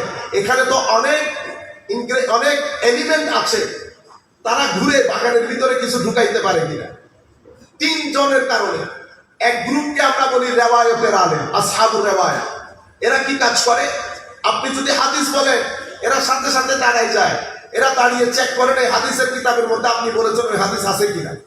থাকলে আইমায়ে কেরাম ওই হাদিস সম্পর্কে কি মতামত দিয়েছেন ওইটার সাথে সাথে ওরা দেখে ফেলে। যতক্ষণ পর্যন্ত এরা কোনো রেওয়ায়তকে ভেরিফাই করবে না ততক্ষণ পর্যন্ত আমি ওই রেওয়ায়তকে গ্রহণ করতে পারবো না। সুতরাং আজকের দিনে পৃথিবীর সবচেয়ে সিনিয়র মুহাদ্দিস যিনি, উনিও এসে কোন হাদিস যদি আমাকে বলেন, উনি আমাকে রেফারেন্স বলে দিতে হবে কোন জায়গায় এসেছে, আইম্মায়ে কেরাম এই হাদিস সম্পর্কে কি বলেছেন। কেন? কারণ ওনারা হচ্ছেন হাদিসের দারোয়ান। আমি দারোয়ান শব্দটা বলতেছি আপনারা বুঝার জন্য, গার্ড মনে করতে পারেন, যারা আমার নবী সাল্লাল্লাহু আলাইহি ওয়াসাল্লামের ইলমে হাদিসের ওই বাগানকে পাহারা দেয়। আচ্ছা, এর পরবর্তীতে আরেক ধরনের আলেমকে আমরা বলি আসহাবুশ শরিয়া অথবা আসহাবুদ দারায়া। ইনারা রিওয়ায়াত জমা করেন, আর ইনারা গিয়ে রিওয়ায়াতের সমুদ্রে ডুব দিয়ে হুকুম আহকাম বের করেন। যেমন আমি আপনাকে জিজ্ঞেস করি বা আপনি আমাকে বলেন, হুজুর এটা ফরজ, এটা ওয়াজিব, এটা সুন্নতে মুআক্কাদা, এটা গায়রে মুআক্কাদা, এটা মুস্তাহাব, এটা মুবাহ, এটাই তো শরীয়তের থাক। এখন এই থাক তো আমার নবী বলেন নাই। আমার নবী কি বলছে? এটা ফরজ, এটা ওয়াজিব, এটা সুন্নতে মুআক্কাদা, এটা গায়রে মুআক্কাদা, এটা আমার নবী বলেন নাই। এটা আমার নবীর উম্মতের আলেমরা আমাদের সহজ বন্ধতার জন্য থাক তৈরি করে দিয়ে গেছে। এর পরবর্তীতে ফরজের অপোজিট কি হবে? হারাম। ওয়াজিবের অপোজিট কি হবে? মাকরুহে তাহরিমি। সুন্নতে মুআক্কাদার অপোজিট কি হবে? আল ইসাআ। এরপরে সুন্নতে গায়র মুআক্কাদার অপোজিট কি হবে? বলা হচ্ছে মাকরুহে তানজিহ। মুস্তাহাবের অপোজিট কি হবে? বলা হচ্ছে খেলাফে আউলা। মুবাহ দুই জায়গায় সমান। এই যে শরীয়তের থাক নির্ধারণ করেছেন, কারা করলেন? আমার আল্লাহর নবীর উম্মতের ফকিহরা, মুফতি সাহাবী, মুফতি উলামায়ে কেরামরা। আবার মুফতি বললে তাও সমস্যা, আমাদের এখানে যত্রতন্ত্র মুফতি শব্দটা ব্যবহার করা হয়। বাংলাদেশের মধ্যে বর্তমানে সকল গণনার আলেম মিলে আমার মনে হয় না 2 বা 3 জন মুফতি আছে কি না। আপনারা আশ্চর্য হবেন। আমি বাংলাদেশ, ইন্ডিয়া, বাংলাদেশ বাদ দেন, বাংলাদেশ, ইন্ডিয়া, পাকিস্তান, শ্রীলঙ্কা, এই 4 ভূখণ্ডের মধ্যে আমার মনে হয় না মুফতি সত্যিকার অর্থে 5 জন আছে কিনা। কিন্তু আনফরচুনেটলি আমরা যত্রতন্ত্র এই শব্দগুলা ব্যবহার করে শব্দের স্বকীয়তা নষ্ট করে দিয়েছি। যাদেরকে উলামায়ে কেরাম মুফতি বলেছেন, আমি তাদের মতো করে যদি ধরি, তাইলে এই ভূখণ্ডের মধ্যে আমার তো মনে হয় না 3 জন আছে কিনা। আমি তাদের যেই শর্ত সরায় সেটাকে আরো শিথিল যদি করি, 10 জন বা 8 জন বা 7 জন, বেশি হবে না। বাংলাদেশ, ইন্ডিয়া, পাকিস্তান তথা সাবকন্টিনেন্টের মধ্যে বাংলাদেশের কথা বলতেছেন। কারণ ফকি অনেক বড় জিনিস। আমার উম্মত নবীর উম্মতের লক্ষাধিক সাহাবায়ে কেরামের মধ্যে ফকির সংখ্যা কয়জন ছিল শুনলে আপনারা অবাক হয়ে যাবেন। আমার নবীর সাহাবায়ে কেরামের মধ্যে ফকি সাহাবীর সংখ্যা, যারা ফিকহ ফতোয়া দিতেন বেশি বেশি, লক্ষাধিক সাহাবায়ে কেরামের মধ্যে। কেন? কারণ ফিকহুদ্দিন যেটা, এটা আল্লাহ রাব্বুল আলামিনের বিশেষ দান, এটা সকলের নসিব হয় না। এবং আমার নবীর ফকিহ সাহাবীর মধ্যে অন্যতম সাহাবী হযরত আব্দুল্লাহ ইবনে মাসউদ রাদিয়াল্লাহু তাআলা। ফারুক আযমের জামানায় যখন দ্বীন ইসলাম চতুর্দিকে ছড়িয়ে পড়ছে, এখানে আরেকটা জিনিস রয়ে গেছে, আসহাবুদ দারায়া। এখন আমার নবীর উম্মতে তৃতীয় ক্যাটাগরির আলেমকে বলে আসহাবুল মুশাহাদা। এরা কারা? তো এরা হচ্ছে আল্লাহর ওলি, যাদেরকে আমরা বলি এরা আল্লাহর ওলি। এরা মুশাহাদা করে। মুশাহাদা মানে ফকিরা যেই কথা বলে, ইনারা সেই কথা চোখে প্রত্যক্ষ করে। 2 জনের মধ্যে ফারাক। আমি একটা এক্সাম্পল দিলে আপনারা বুঝতে পারবেন। পবিত্র কোরআনের মধ্যে আমার আল্লাহ বলছেন শুরুর দিক থেকে, আলিফ লাম মিম যালিকাল কিতাব লা রাইবা ফিহি হুদাল লিল মুত্তাকিন। এই কোরআন মুত্তাকিনদের জন্য হেদায়েত। মুত্তাকিন একটা শব্দ। পবিত্র কোরআনে মুত্তাকিনকে আল্লাহ বিভিন্ন জায়গায় বিভিন্নভাবে ডিফাইন করেছেন। এক জায়গায় বলেছে মুত্তাকি কারা?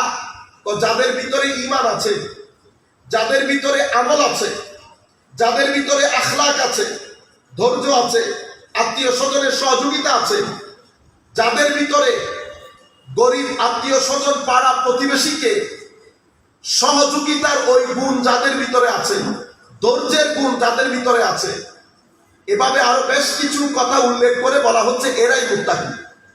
এখন এটা তো আমি আপনাকে বললাম সাহিত্য। মুত্তাকি ইনাদেরকে মুত্তাকি বলে।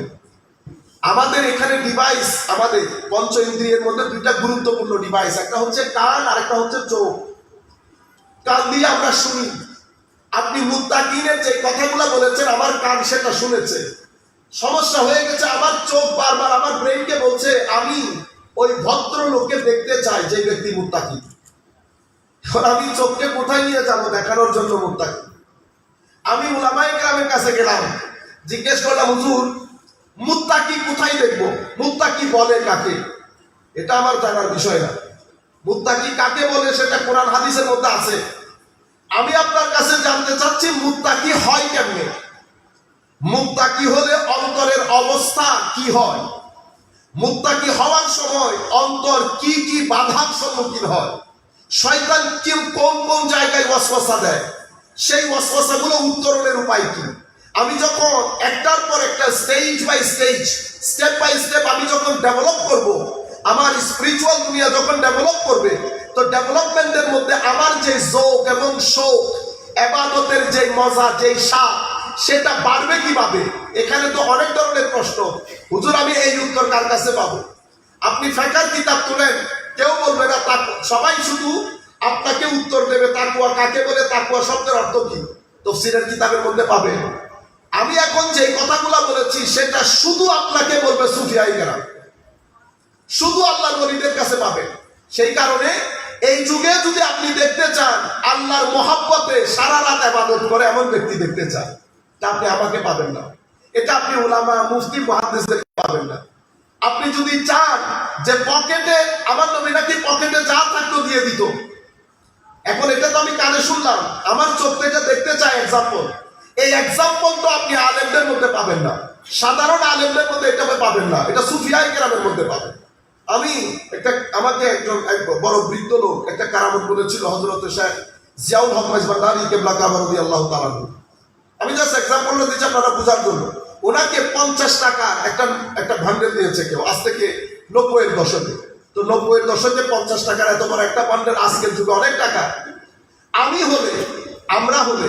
আমরা কি করতাম? সেই টাকাটা এনে ব্যাংকে রাখতাম, ঘরে রাখতাম, গুনতাম, অনেক কিছু করতাম।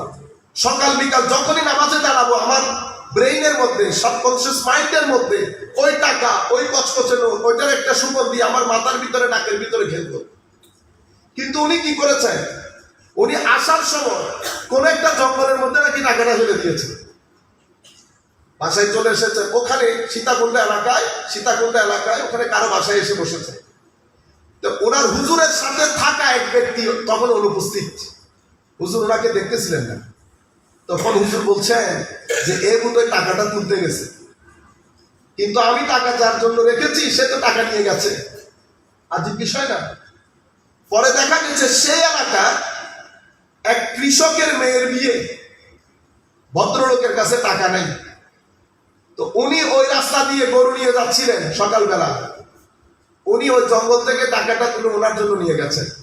যিনি পরবর্তীতে টাকার জন্য গেছেন উনিও ফেরত চলে এসেছেন। আমি আপনাদেরকে জাস্ট, এটা একটা ঘটনা, আমি জাস্ট আপনাদেরকে বলতে চাচ্ছি, এই যে নির্লোভ, এটা এই এক্সাম্পলটা আপনি নবীদের মধ্যে দেখবেন। এখন এই এক্সাম্পল যদি এই জমানায় আবার চোখ দেখতে চায়, কোথায় দেখবে? আমাকে না, আমাদেরকে পাবেন না আপনি ওই জায়গায়। আমরা টাকা নেই, টাকা হিসাব করি, টাকা ব্যাংকে রাখি, আমি আগামী 10 বছরের প্ল্যান করি। এটা যারা করেন না তাদেরকে আল্লাহর ওলি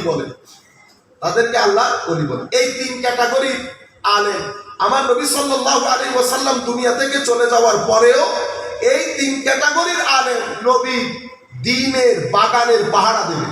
হ্যাঁ, আমার নবী সাল্লাল্লাহু আলাইহি ওয়াসাল্লাম ইরশাদও করে গেছেন যে একটা সময় আসবে শেষ বিকালে, একেবারে শেষ সময়, যখন দাজ্জাল এবং ইমাম মাহদী আলাইহিস সালাম আসার সময় হবে। সেই সময় আমার আলেম যারা সত্যিকার আলেমের রব্বানি, যাদের জ্ঞান উপকারী জ্ঞান, যারা উপকারী আলেম, তারা আস্তে আস্তে জমিন থেকে উঠে যাবে। শেষ পর্যন্ত এমন অবস্থা হবে পৃথিবীতে কোনো আলেম থাকবে না। আমি থাকবো, আমার মতো থাকবে, আমরা থাকবো, কিন্তু আলেম থাকবে না। কারণ আলেম আর আমরার মধ্যে আসমান জমিনের ফারাক। আমার নবী আলম্ব বিভাগ করেছেন, একটা উপকারী জ্ঞান, একটা অপকারী জ্ঞান। তো যারটা উপকারী জ্ঞান তাকে স্বাভাবিক উনি উপকারী আলেম, যারটা অপকারী জ্ঞান তিনি অপকারী আলেম। তো আমার নবী সাল্লাল্লাহু আলাইহি ওয়াসাল্লাম বলেছেন উপকারী জ্ঞান উঠে যাবে, উপকারী জ্ঞানীদেরকে মৃত্যু দিয়ে আল্লাহ জমিন থেকে জ্ঞান তুলে ফেলবেন। এক, আমার নবী সাল্লাল্লাহু আলাইহি ওয়াসাল্লাম ইরশাদ করেছেন তখন ঈমান পুরা পৃথিবী থেকে পলায়ন করে মদিনা শরীফ চলে যাবে। পুরা পৃথিবী থেকে পলায়ন করে ঈমান মদিনা শরীফ চলে যাবে। 2, তখন অনেক বক্তা বের হবে। আমার নবী তার বক্তা বলেন নাই, বলেছে দাঈ মানে যারা দাওয়াতের কাজ করে। আমার নবী বলেছেন অনেক বক্তা বের হবে, তারা জাহান্নামের দিকে মানুষকে আহ্বান করবে। যারা তাদের ডাকে সাড়া দেবে তারাও জাহান্নামে নিক্ষিপ্ত হবে।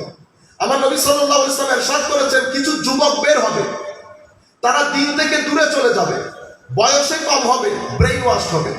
4, আমার নবী সাল্লাল্লাহু আলাইহি ওয়াসাল্লাম বলেছেন তখন মসজিদ ভরা মুসল্লি হবে, কোনো মুমিন থাকবে না। 5, আমার নবী সাল্লাল্লাহু আলাইহি ওয়াসাল্লাম ইরশাদ করেছেন দিনের আলো রাতের অন্ধকারকে যেমন এনভেলপ করে ফেলে, ঠিক সেই রকম ফিতনার চাদরে আমার উম্মত আবৃত হয়ে যাবে।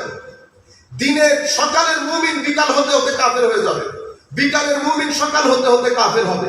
অশ্লীলতা অতিমাত্রায় বেড়ে। বাকি আমার নবী কোন হাদিসের অংশ বলেছেন সেটা এখানে আমি আর বলতে পারছি না। আমার নবী সাল্লাল্লাহু আলাইহি ওয়াসাল্লাম ইরশাদ করেছেন 3টা জিনিসটা একেবারে নাই হয়ে যাবে সোসাইটি থেকে। একটা হচ্ছে ইখলাস, মানে যা করব আল্লাহ আল্লাহর রাসূলের জন্য করব, ট্র্যাডিশন রক্ষা করার জন্য না, শুধু শুধু করা না, doing for the sake of doing না, যা করছি আল্লাহ আল্লাহর রাসূলের জন্য, দিল থেকে, অন্তর থেকে, প্রাণ থেকে, মহব্বত থেকে, ইখলাস থেকে, ওয়ারা থেকে, তাকওয়া থেকে, তাওয়াক্কুল থেকে, আখলাক থেকে, তাওয়াদু থেকে, এগুলো সব উঠে যাবে। আমার নবী সাল্লাল্লাহু আলাইহি ওয়াসাল্লাম ইরশাদ করেছেন বক্তার কোনো অভাব হবে না, কোরআন বর্ণনাকারীর কোনো অভাব হবে না, কিন্তু কোরআন বুঝার লোকের অনেক অভাব হবে। তার যে কথা বলেছেন আমার নবী বলেছেন হালাল রুজি একেবারে পৃথিবী থেকে নাই হয়ে যাবে। সেই সময়ের মধ্যে আমরা এসে নিপতিত হয়েছে। আমি যে কথাটা আপনাদেরকে বলতে চাচ্ছিলাম যে ইমাম আমার নবী সাল্লাল্লাহু আলাইহি ওয়াসাল্লামের অসংখ্য সাহাবায়ে কেরামের মধ্যে হযরত আব্দুল্লাহ ইবনে মাসউদ রাদিয়াল্লাহু তাআলা একজন জলিলুল কদর সাহাবী।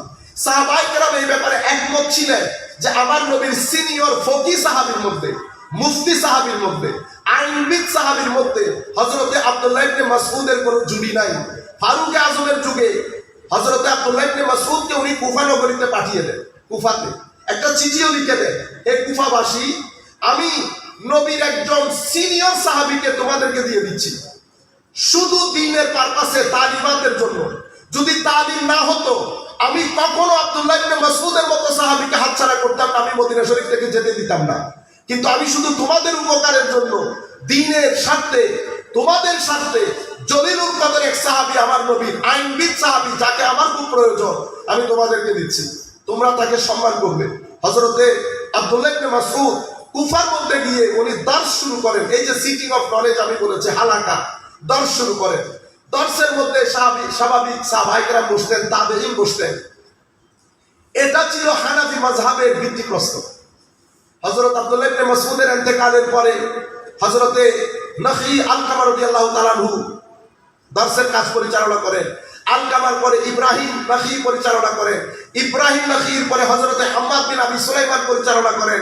হাম্মাদ বিন আবি সুলাইমানের পরে ইমামে আজম আবু হানিফা ওই দর্সের মধ্যে আসেন। এগুলা কিন্তু অনেক বছরের তফাৎ না, এগুলো 20-30 বছরের মধ্যে 2-3 জন শিক্ষকের পরে ওই হালাকার সবচেয়ে জলিলুল কদর ছাত্র হযরত ইমামে আজম আবু হানিফা রাদিয়াল্লাহু তাআলা তশরিফ আনেন। এখান থেকে হানাফি মাযহাব উদ্ভব হয়।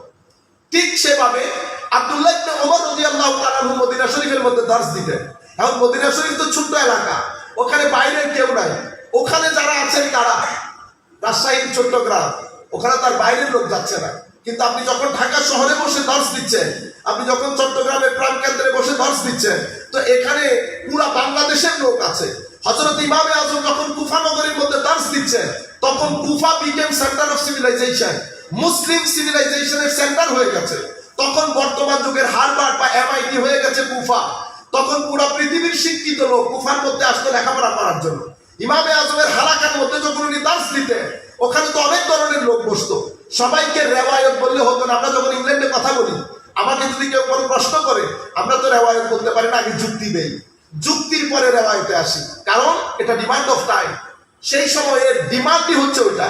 ইমামে আজম আবু হানিফা রাদিয়াল্লাহু তাআলা আনহু ওই জায়গাতে উনি প্রায় ওনার 40 জন আজিম ছাত্রদেরকে নিয়ে একটা বোর্ড গঠন করেন।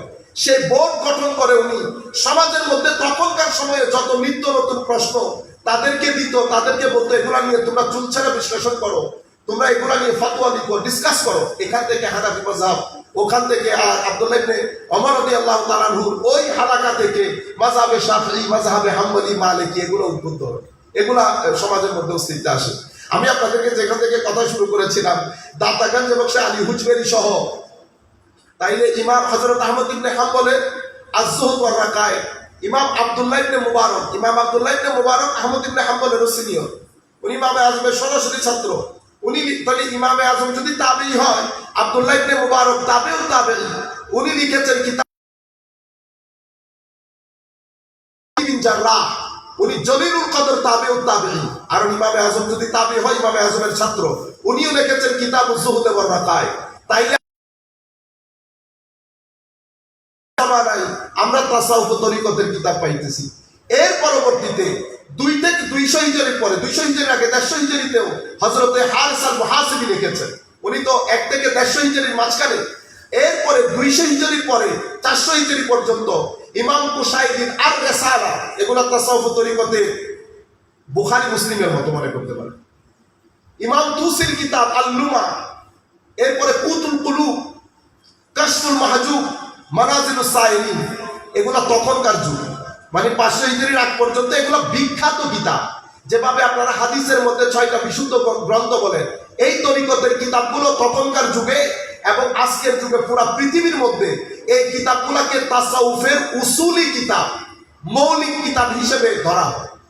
এরপরে হুজুর গৌসুল আজম তশরিফ আনার পরে পরবর্তীতে হুজুর গৌসুল আজমের চেয়ে প্রায় 20-25 বছরের বড় হবে ইমাম গাযযালী হুজ্জাতুল ইসলাম, উনি লিখেছেন একেবারে সময় পরিবর্তনকারী কিতাব ইহয়া উলুমিদ্দিন। এই কিতাবটা পুরো পৃথিবীর মধ্যে আলোর সৃষ্টিকারী আজকের দিন পর্যন্ত, যেটা পরে অসংখ্য নন মুসলিম ইসলাম কবুল করে, ইহয়া উলুমিদ্দিন। এরপরে হুজুর গৌসুল আজমের বুনিয়াতুত তালিবিন, এরপরে হুজুর গৌসুল আজমের নাতি ছাত্র হযরতে শেখ শিহাবুদ্দিন সোহরাওয়ার্দীর আওয়ারিফুল মাআরিফ, উনার শিক্ষক নজিব সোহরাওয়ার্দীর শিক্ষক হুজুর গৌসুল আজম, সেই হিসাবে উনি হুজুর গৌসুল আজমের নাতি ছাত্র, আওয়ারিফুল মাআরিফ। এদিকে হযরত খাজা মাইনুদ্দিন চিশতি হাসান সানজারি, হুজুর গৌসুল আজম যে বছর ইন্তেকাল করেছেন 60 বা 61 হিজরিতে, সেই বছরই হুজুর খাজা মাইনুদ্দিন বাগদাদের মধ্যে যান, হযরতে উসমান হারওয়ানির সাথে সাক্ষাৎ করে বায়াত গ্রহণ করেন। 61-62 হুজুর গৌসুল আজম 560-61 হিজরিতে ইন্তেকাল করেছেন। 562 হিজরিতে হুজুর খাজা মাইনুদ্দিন চিশতি 25 বছর বয়সে বাগদাদে যান। সেই হিসাবে হুজুর খাজা মাইনুদ্দিন চিশতি যখন 25 বছর, হুজুর গৌসুল আজমের বয়স তখন 90-এর ঊর্ধ্বে। তো উনিও কিতাব লিখেছেন। পরবর্তী যুগে ধারাবাহিকভাবে আজকের দিন পর্যন্ত যত কিতাব আপনারা পুরো পৃথিবীর মধ্যে দেখতেছেন, এটা আপনারা মনে করতে পারেন যে দেশে দেশে তাসাউফ সুফিবাদের এই অবস্থা। আমি আপনাদেরকে আরো 2-একটা পয়েন্ট বলে দেই, তাইলে সুবিধা হবে। যেমন সুফিবাদের কিছু মৌলিক কাজ আছে, মৌলিক কাজ বলতে যেগুলা খানেকার মধ্যে সময়ের পরিবর্তনে ডেভেলপ হয়েছে, যেমন উরসে পাক। এখন উর্স কি শুধু বাংলাদেশ, ইন্ডিয়া, পাকিস্তানে হয় না, উর্স পুরো পৃথিবীতে হয়। আপনি মিশর, আমি বাইরের দুনিয়া বাদ দিলাম, মিশর, আল আজহার বিশ্ববিদ্যালয় মিশরের একটা অবস্থান আছে। কারণ মিশরের মধ্যে কোনো কিছু হলে এটা একটা দলিলের মতো হয়ে যায়। কেন? কারণ এটা আজহারের দেশ এবং পৃথিবীর নাম করা যারা পৃথিবীর মানে ইসলামিক ক্লাসিক্যাল সায়েন্সের জন্য রেফারেন্স মোস্টলি মিশরে। সেই হিসাবে মিশরে কোনো কাজ হলে এটা শরীয়তের একটা দলিলের মতো হয়ে যায়। আপনি ইমামে হুসাইন রাদিয়াল্লাহু তাআলা উরসে পান। এরপরে যার উরসের মধ্যে হজের পরে দ্বিতীয় বৃহত্তম জামায়াত ছিল, সেটা হযরতে আব্দুর রহমান বদবী রাদিয়াল্লাহু তাআলা উরসে পান। মিশরে 6টা কুতুব আছে, 6 জন কুতুব, তার মধ্যে আজিম কুতুব হচ্ছেন হযরত আব্দুর রহমান বদবী। এখনো পর্যন্ত আরবে এবং মিশরের লোকের মুখে মুখে যে হজের পরে বৃহত্তম জামায়াত হতো উনার উরসের মধ্যে। আপনি এখনো মিশরে গেলে প্রত্যেক দরবারের মধ্যে উরস পালিত হয়। সিরিয়ার মধ্যে একই, ইয়েমেনের মধ্যে একই, প্যালেস্টাইনের মধ্যে একই। এটা শুধু বাংলাদেশ, ইন্ডিয়া, পাকিস্তানে না। এখন আমি একটা সংশোধনীমূলক কথা বলবো, যেটা বলাটা আমার জন্য ফরজে আইন। 3টা শব্দ আপনারা পরিচয় হন, এফরাত, তাফরিদ, মাঝখানেরটা ইতিদাল। এফরাত মানে হচ্ছে পানি লাগবে 1/2 কেজি, এটা আমার মনে হয় 500 মিলি। আমি এখানে যদি 1000 মিলি পানি ঢেলে দেই, তো পানি তো 500 মিলি পরে যাবে, 500 মিলি ভিতরে ঢুকবে। এটাকে বলে এফরাত, মানে যা না তা বলে তার উপর আরো 10-20 কেজি চাপিয়ে দেওয়া। তো এটা হলে আরেকজনের পিঠও ভাঙবে, ঘাড়ও ভাঙবে। যখন শরীয়তের মধ্যে এফরাত হয়, যেমন আমি একটা এক্সাম্পল দিলে বুঝতে পারবেন। আমার নবী সাল্লাল্লাহু আলাইহি ওয়াসাল্লাম জিয়ারতের তরিকা শিখিয়েছেন, এটা জিয়ারত। কিন্তু আপনি যদি জিয়ারতের তরিকা পরিবর্তন করে আমার নবী যেটা শিখিয়েছেন, আপনি যদি মহব্বত করে প্রেম করে আমার নবীটা বাদ দিয়ে আপনি যদি আপনার মতো করে একটা জিয়ারত তৈরি করেন, তাইলে এফরাত হয়েছে। এফরাতের মাধ্যমে বেদাত এবং গুলু সীমালঙ্ঘন ঢুকে ধর্মের মধ্যে, বেদাত ঢুকে যায় ধর্মের মধ্যে এফরাতের মাধ্যমে। আপনি যখন এখানে এফরাত করবেন, আরেক দল বসে আছে তফরিদ করার জন্য। তফরিদ মানে পানি এখানে ধরবে 500 মিলি, উনি দিয়েছেন 250 মিলি, বাকি 250 মিলি খালি। কেন? উনি যেহেতু বেশি দিয়েছেন, উনি একটু কম দেবেন। উনি কি করেছেন? যা প্রাপ্য সে প্রাপ্য অধিকার দেয় নাই, আর ইনি যা প্রাপ্য তার চেয়ে আরো 10 গুণ বেশি দিয়েছেন। উনি 10 গুণ বেশি দেওয়াতে দিনের মধ্যে গুলু ঢুকে গেছে, বেদাত ঢুকে গেছে। ইনি কম দেওয়াতে দিনের মধ্যে বিয়াদবি ঢুকে গেছে। এটা এখানে খারেজিও ঢুকছে, এটা দিয়ে বেদাত ঢুকছে। আমি আপনাদেরকে সাহাবায়ে কেরাম এবং আহলে বাইত রাসূলের একটা কথা বললে আপনারা বুঝতে পারবেন। শিয়ারা আহলে বাইত রাসূলকে মহব্বত করে, আমরা আহলে বাইত রাসূলকে মহব্বত করি, কিন্তু তারা মহব্বত করতে গিয়ে তারা সাহাবায়ে কেরামের প্রতি অসম্মান করে। আপনি মহব্বতটা দেখাইতে গিয়ে পানি বেশি টেনে দিয়েছে। তো এটার মাধ্যমে কি করলো? দিনের মধ্যে বেদাত ঢুকে গেল। এমন এমন কথাবার্তা যেটা আমাদের দিনের অন্তর্ভুক্ত না। আবার এটার রেসপন্স স্বরূপ খারেজি চিন্তার, উগ্রবাদী চিন্তার যারা লোক, তারা কি করেছে? তারা আহলে বাইত রাসূলের নাম নেওয়াই বন্ধ করে দিয়েছে। শবে মেরাজ, আমি এফরাত তফরিদ আমাদের এখানে এগুলো বন্ধ হওয়া দরকার। লাইলাতুল মেরাজ, এখন লাইলাতুল মেরাজ এটার অস্তিত্ব আছে, কিন্তু আমি যখন মেরাজ পালন করি, তো আমি মেরাজের বক্তব্য দিতে দিতে আসমান উপরের কথা এমন ভাবে বলে ফেলি, তখন মানুষ প্রশ্ন করতে আপনাকে বাধ্য হয় যে আল্লাহ কি তাহলে উপরে আছে? যদি উপরে না থাকে তাইলে নবীকে উপরে কেন নিয়ে গেলেন দেখা করানোর জন্য? এটা আপনার বক্তব্যের কারণে এসেছে, কারণ আপনি পানি বেশি ঢেলে দিয়েছেন। যতটুকুন পানি ঢালার কথা ততটুকুন ঢালেন নাই।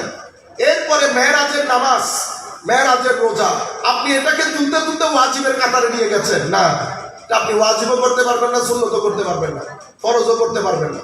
যিনি করতে পারবেন উনি আমার নবী সাল্লাল্লাহু আলাইহি ওয়াসাল্লাম। আমার নবী যেই জিনিস যেই থাকে রেখেছে, আপনিও সেই থাকে রাখবেন। আমি টুপি ছাড়া নামাজে দাঁড়িয়েছি, আপনি আমাকে এসে জিজ্ঞেস করতেছেন টুপি কই, টুপি নাই কেন, বের হয়ে যান মসজিদ থেকে। আপনি সেটা বলতে পারবেন না। কেন? কারণ আমার নবী টুপিকে ফরজের কাতারে রাখেন নাই, ওয়াজিবের থাকেও রাখেন নাই, সুন্নতে মুআক্কাদার থাকেও রাখেন নাই। যদি রাখতেন তাইলে আপনি কেন জিজ্ঞেস করতে পারতেন? প্রশ্ন যেহেতু আমার নবী করে নাই, তো আপনি কি আমাকে জিজ্ঞেস করেন? তাহলে আপনি কি করতে পারবেন? আপনি আমাকে নসিহত করতে পারবেন, আপনি আমাকে উপদেশ দিতে পারবেন। কি ভাইজান, টুপি নিয়ে আসলে দেখতে সুন্দর লাগে, দ্যাটস ইট। এর বাইরে আপনি কোনো কথা বলতে পারবেন না। কেন? কারণ আমার নবী বলেন নাই। আপনি যদি এখানে আমি যদি পণ্ডিতি করতে যাই, তাহলে বেদাত ঢুকবে ধর্মের মধ্যে। সেজন্য আমরা কেউ এফরাত করি, কেউ তফরিদ করি, এতেদাল মাঝখানের জন কেউ নাই।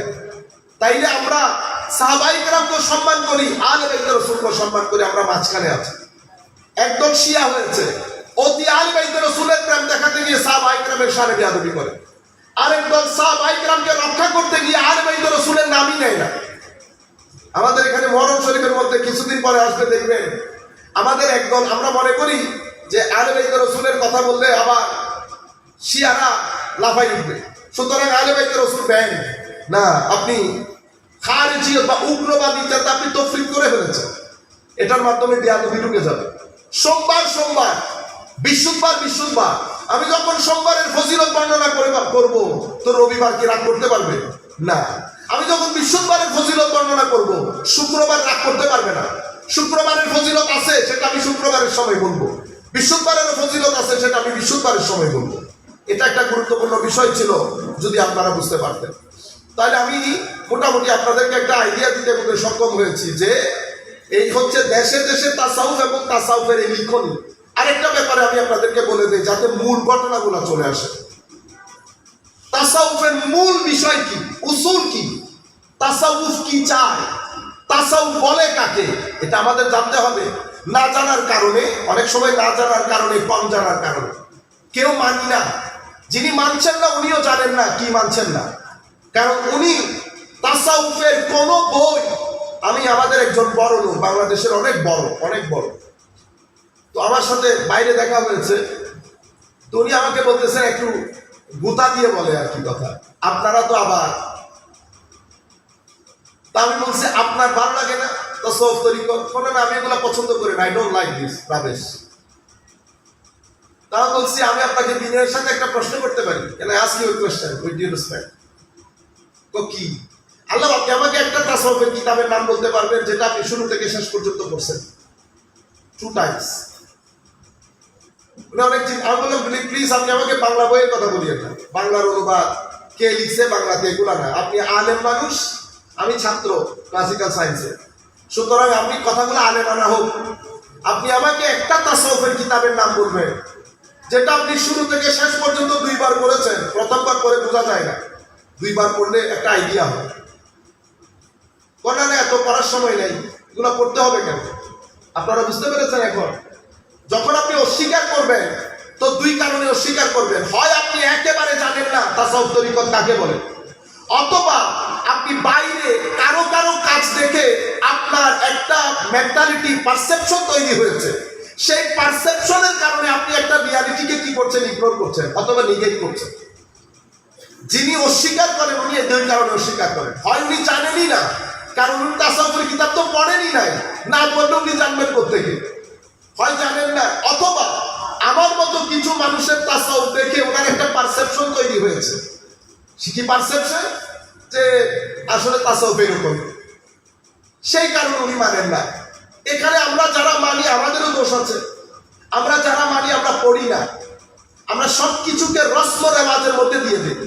রসমি মানে আমাকে একটা করতে হবে, যে কোনো ভাবে হোক করবো, করার পরে ওইটার কোনো ইম্প্যাক্ট আমার ভিতরে আর থাকে না। এখন ওইটার ইম্প্যাক্ট যদি আমার ভিতরে না থাকে তাহলে তো জিনিসটা রসমি হয়ে গেল, এটা ফার্দার আপনার উপর এবং সমাজের উপর কোনো ইম্প্যাক্ট করবে না। আমি আপনাদেরকে যে কথাটা বলতে চাচ্ছি, আমরা 3টা জিনিস আপনাদের সম্মুখে উল্লেখ করব খুব সংক্ষিপ্ত আকারে। এগুলা কোনো কিছু আমার বিষয়ের মধ্যে নাই, আমি তবুও চলতে যতটুকু আল্লাহ মুখ দিয়ে আনা। তাসাউফ তরিকত, তাসাউফ বলে কাকে? আমি আপনাদেরকে 3টা সংজ্ঞা বলবো তাসাউফ। এগুলা হচ্ছে ঐতিহাসিকভাবে প্রথম, মধ্যযুগ, শেষ যুগ সবাই এই সংজ্ঞার উপর ঐক্যবদ্ধ। সেটা কি? প্রথম সংজ্ঞা একটু বড়, তারপরেরটা ছোট, তারপরেরটা একেবারে ছোট। তো তাসাউফ পীর মুরিদি, এই যে আমি যখন পীর মুরিদি বলছি, আমাদের এখানে কেউ মাথার মধ্যে আপনি কিছু নেগেটিভ বিষয়গুলো নিয়ে এসেছেন, এটাকে বলে প্রপাগান্ডা। আমরা শিকার হয়েছি প্রপাগান্ডার। প্রপাগান্ডা একটা নেগেটিভ শব্দ আপনারা আমাদের কাছে, কিন্তু মনে রাখবেন এটা একটা আর্ট হয়ে গেছে এখন। প্রপাগান্ডা ইন্টারন্যাশনাল দুনিয়ার মধ্যে কনসালটেন্সি ফার্ম নিয়োগ করা হয়। কোন উন্নত বিশ্ব যদি কোনো দেশকে নিচে করতে চায়, কোন প্রতিষ্ঠানকে ডাউন করতে চায়, উন্নত বিশ্ব কিছু ফার্মকে নিয়োগ দেয়। এই ফার্মগুলা প্রপাগান্ডা করে। প্রপাগান্ডা মানে একেবারে মিথ্যা অথবা অর্ধমিথ্যা, এই জিনিসটাকে ধারাবাহিকভাবে প্রচার প্রসার করে মানুষের ঘরে ঘরে পৌঁছিয়ে দিয়ে ব্রেইন ওয়াশের মাধ্যমে মানুষকে জানান দেওয়া যে এটা একটা সত্য ঘটনা, এটাকে প্রপাগান্ডা বলে। যেমন আমি ইংল্যান্ডের মধ্যে আমার এক ছাত্র আমাকে বলতেছে, উস্তাদ আপনি বাংলাদেশে কিভাবে যান? কিভাবে যাই মানে? না বাংলাদেশে কি এয়ারপোর্ট আছে? আচ্ছা বলেন তো দেখি। তখন মাথা কেমন কি হয়, তখন আমি বুঝতে পারছি ঘটনা কোত্থেকে ঘটতেছে। আচ্ছা তা আমি বললাম বাংলাদেশে এয়ারপোর্ট নাই, আচ্ছা আর কি নাই বাংলাদেশের মধ্যে? আপনি যে বাংলাদেশে যান, আপনি রাস্তায় চলার সময় আপনার সাথে কি বডিগার্ড থাকে? বডিগার্ড দিয়ে কি করবো? নিরাপত্তা একটা বড় ইস্যু না? আচ্ছা 2টা, তাইলে বাংলাদেশে এয়ারপোর্ট নাই, বাংলাদেশে নিরাপত্তা নাই। 3 নাম্বার কি বেটা বল? তো বলতেছে বাংলাদেশের মধ্যে আপনারা যেখানে থাকেন সেখানে কি সবসময় নৌকা রাখেন? নৌকা রাখবো কেন? বাংলাদেশ তো ফ্লাডের দেশ, মোস্টলি ফ্লাডেড। তখন আমি বুঝছি আদম তোমাকে কোন স্কুলে পড়াইছে না? তো এখন স্কুল থেকে উন্নত বিশ্বে তো তাদের বড় বড় অস্ত্র আছে। একটা বড় অস্ত্রের নাম হচ্ছে সার্ভে। আমরা সার্ভে করে দেখেছি, ইন্টারন্যাশনাল জার্নালের মধ্যে এসেছে, আমাদের টকশোগুলোর মধ্যে দেখবেন টুস টুস করে এগুলো বলে ফেলে। সার্ভে এগুলো তাদেরকে পড়ানো হয়। বাংলাদেশ মোস্টলি পানির নিচে থাকে, বেশি বেশি ফ্লাড হয়, এবং কিছুদিনের মধ্যে বাংলাদেশ আর পানির উপরে থাকবে না, পানির নিচে চলে যাবে। বাংলাদেশ অসম্ভব গরিব দেশ, বাংলাদেশ অনিরাপদ দেশ। আপনারা বুঝতে পেরেছেন? এটাকে বলে প্রপাগান্ডা। আপনি এই 3টা জিনিসকে আইটেম অফ নিউজ করেছেন, আইটেম অফ প্রপাগান্ডা করেছেন, করে একটা দেশের বিরুদ্ধে ধারাবাহিকভাবে প্রপাগান্ডা চালিয়েছেন, একটা পারসেপশন তৈরি করেছেন। বাংলাদেশ বাংলাদেশ অনিরাপত্তা, বাংলাদেশ এখানে আমরা টাকা পয়সা নাই, আমরা বাইরে দাঁড়াই থাকি হোটেলে, তারা দিলে খাই, না দিলে খাইতে পারি না। এটাকে প্রপাগান্ডা বলে। গত 70 বছরে আহলে সুন্নাহ ওয়াল জামাতে মেইন যে কাজগুলো সেগুলো নিয়ে কি প্রপাগান্ডা হয়েছে। তার মধ্যে অন্যতম প্রপাগান্ডা করা হয়েছে উর্স নিয়ে। পৃথিবীর বিভিন্ন অঞ্চলে আপনি কোটি কোটি টাকা বিনিয়োগ করে কিছু মানুষকে বসান, তারা পুরো বাংলাদেশ থেকে কিছু ভিডিও কালেক্ট করে, মাজারের ভিডিও, জিয়ারতের ভিডিও, নারী পুরুষের নৃত্যের ভিডিও, বিভিন্ন মাহফিলে নারী পুরুষ বিভিন্ন মাজারে উর্সের মধ্যে মনে হয় এটাই উর্স। ঠিক বাংলাদেশ পানি, উর্সের মধ্যে গরু নিয়ে যাচ্ছেন, আপনি নিউজ করেছেন। কিন্তু আমি যে ক্যান্সার হাসপাতালকে 1 কোটি টাকা দিয়েছি, এটা কিন্তু নিউজ আসে না। আপনারা বুঝতে পেরেছেন? আমি যে বছরে কোটি কোটি টাকার ওয়েলফেয়ার করছি, এটা কিন্তু আপনি নিউজে আনেন নাই। আমার সুহবতে বসে হাজার যুবক ডিপ্রেশন থেকে মুক্ত জীবন যাপন করতেছে, এটা কিন্তু আপনি নিউজ আইটেম বানান নাই। আপনি নিউজ আইটেম বানিয়েছেন এগুলাকে। এখানে আমাদেরও দায়ভার আছে। আমরা দরবারে 85% দরবারে আসল কাজ, আসল কোর্স, আসল প্রোগ্রাম এগুলা জাতীয় জানতে পারে নাই, তরুণ প্রজন্মকেও জানাইতে পারি নাই। এগুলা নিয়ে প্রচুর প্রপাগান্ডা হয়েছে। প্রপাগান্ডার ফলস্বরূপ আজকে যারাই তাসাউফকে অস্বীকার করে, সুফিবাদ পীর বললে তাদের মাথার ভিতরে অন্য একটা পারসেপশন তৈরি হয়। এটা আমাদের প্রপাগান্ডার কারণে, এবং সেই প্রপাগান্ডার জন্য আমরাও দায়ী, বক্তারাও দায়ী। আমরা যারা তাসাউফ তরিকতের সাথে আছি আমরাও দায়ী। আমরা নিজেদেরকে সেই অর্থে রিপ্রেজেন্ট করতে পারি নাই as a true ambassador of তরিকত। আমরা যদি পারতাম এটা ট্রু অ্যাম্বাসেডর অফ তরিকত হিসেবে নিজেকে প্রেজেন্ট করতে, এবং সেই আদলে যদি আমরা সমাজে ইন্টিগ্রেশন এবং ওয়েলফেয়ারের সাথে নিজেদেরকে জয়েন করে কানেক্টেড রাখতে পারতাম, এই সিচুয়েশনে আজকে আমাদেরকে পড়তে হতো না। আমি সামান্য আকারে আপনাদেরকে শুধু সংজ্ঞার পরে একটা গুরুত্বপূর্ণ মেসেজ দেব। তাইলে তরিকত তাসাউফ বলে কাকে? প্রথম কথা আপনি বুঝেন, গত 1300 বছরে পৃথিবীর কোনো আলেম তরিকত এবং তাসাউফের বিরুদ্ধে কলম ধরার সাহস করে নাই। কোনো আলেম। সাধারণ মানুষ তো বলবে, সাধারণ মানুষের তো আর উত্তর দক্ষিণ ঠিক নাই। আমার আপনি ফিজিক্স, কেমিস্ট্রি, ম্যাথ বুঝাইলে কোনো লাভ আছে? এটা তো আমার জন্য উত্তর দক্ষিণ, কোনো পূর্ব পশ্চিম আমার জন্য একই। সাধারণ মানুষের কথা বলছি না, সাধারণ হুজুরদের কথাও বলছি না, আমি ইমামদের কথা বলছি। কোন ইমাম গত 1300 বছরে তাসাউফ এবং তরিকতের বিরুদ্ধে কলম ধরে নাই। সমস্ত সুফিয়ায়ে কেরাম তাসাউফের একটা সংজ্ঞার উপর ঐক্যমত। সেটা কি? তো এটা একটা ইলম ইউরাফু বিহি আহওয়ালু তাসকিয়াতিন নুফুস। এটা একটা জ্ঞান, যে জ্ঞানের মাধ্যমে আমি জানতে পারি যে আমার নফসকে পবিত্র কেমনে করতে হয়। কি থেকে পবিত্র করব? আমার নফসের ভিতরে কিছু ময়লা আবর্জনা আছে, সেই ময়লা আবর্জনাগুলো আমাকে ইবাদত করতে দেয় না, অথবা ইবাদতের স্বাদ গ্রহণ করতে দেয় না। হয় ইবাদতই করতে দেয় না, অথবা ইবাদতের স্বাদই গ্রহণ করতে দেয় না। সুতরাং সেই ময়লাগুলা কি? অহংকারের ময়লা, হিংসার ময়লা, অশ্লীলতার ময়লা, আমিত্বের ময়লা আমরা করতে করতে শেষ করি। এটাকে বলে নফস। এরপরে হচ্ছে নফসের পবিত্রতার পরে কলব বাতিনের ভিতরে আল্লাহ রাব্বুল আলামিনের নূর অবতীর্ণ করার জন্য এই জমিটাকে তৈরি করা। কোন নূর? যেই নূরের কথা আল্লাহ কোরআনে পাকের মধ্যে বলেছেন, আফামান শারাহাল্লাহু সাদরাহু লিল ইসলামে ফাহুয়া আলা নূরিন মির রাব্বিহ। যখন আল্লাহ রাব্বুল আলামিন কারো বক্ষ খুলে দেন, বিস্তৃত করেন, আটলান্টিক মহাসাগরে পরিণত করেন, আমার আল্লাহ তখন সেই শিরার ভিতরে খাস আল্লাহ পাকের পক্ষ থেকে নূর দান করেন। আচ্ছা, তাহলে দুইটা জিনিস পেলাম। কি ওয়ার্ড পেলাম? তাসকিয়া, তাসফিয়া। তাসকিয়া, তাসফিয়া। তাসকিয়া নফসের করব, তাসফিয়া কলব বাতিন পরিষ্কার করে নূর আসার জায়গা করে দেব। এটার মাধ্যমে তামিরে জাহিরে ওয়াল বাতিন, আমি ভিতরে একটা ঘর তৈরি হবে, যে ঘরের মধ্যে আমার আল্লাহ থাকবে, এবং আমার বাহ্যিক আখলাক যেটা মানুষ দেখতে পায়, যেগুলোর সাথে আমার চোখ, মুখ, কান এগুলো সরাসরি জড়িত, আমার আখলাক অনেক শুদ্ধ হয়ে যাবে। এটাকে তাসাউফ বলে। এখন এটা তো তাসাউফের বিষয়।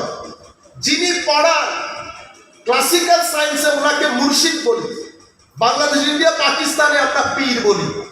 যারা পড়েন তাদেরকে আমরা হয় মুরিদ বলি নতুবা সালেক বলি। সালেক মানে সিকার অফ নলেজ। যারা এই জ্ঞান অন্বেষণ করতে আসে তাদেরকে বলে সিকার, অথবা মুরিদ। ছাত্রকে আমরা মুরিদ বলি। আপনি যদি বলেন মুরিদ বলবেন না, বলি আমরা, কোনো অসুবিধা নেই।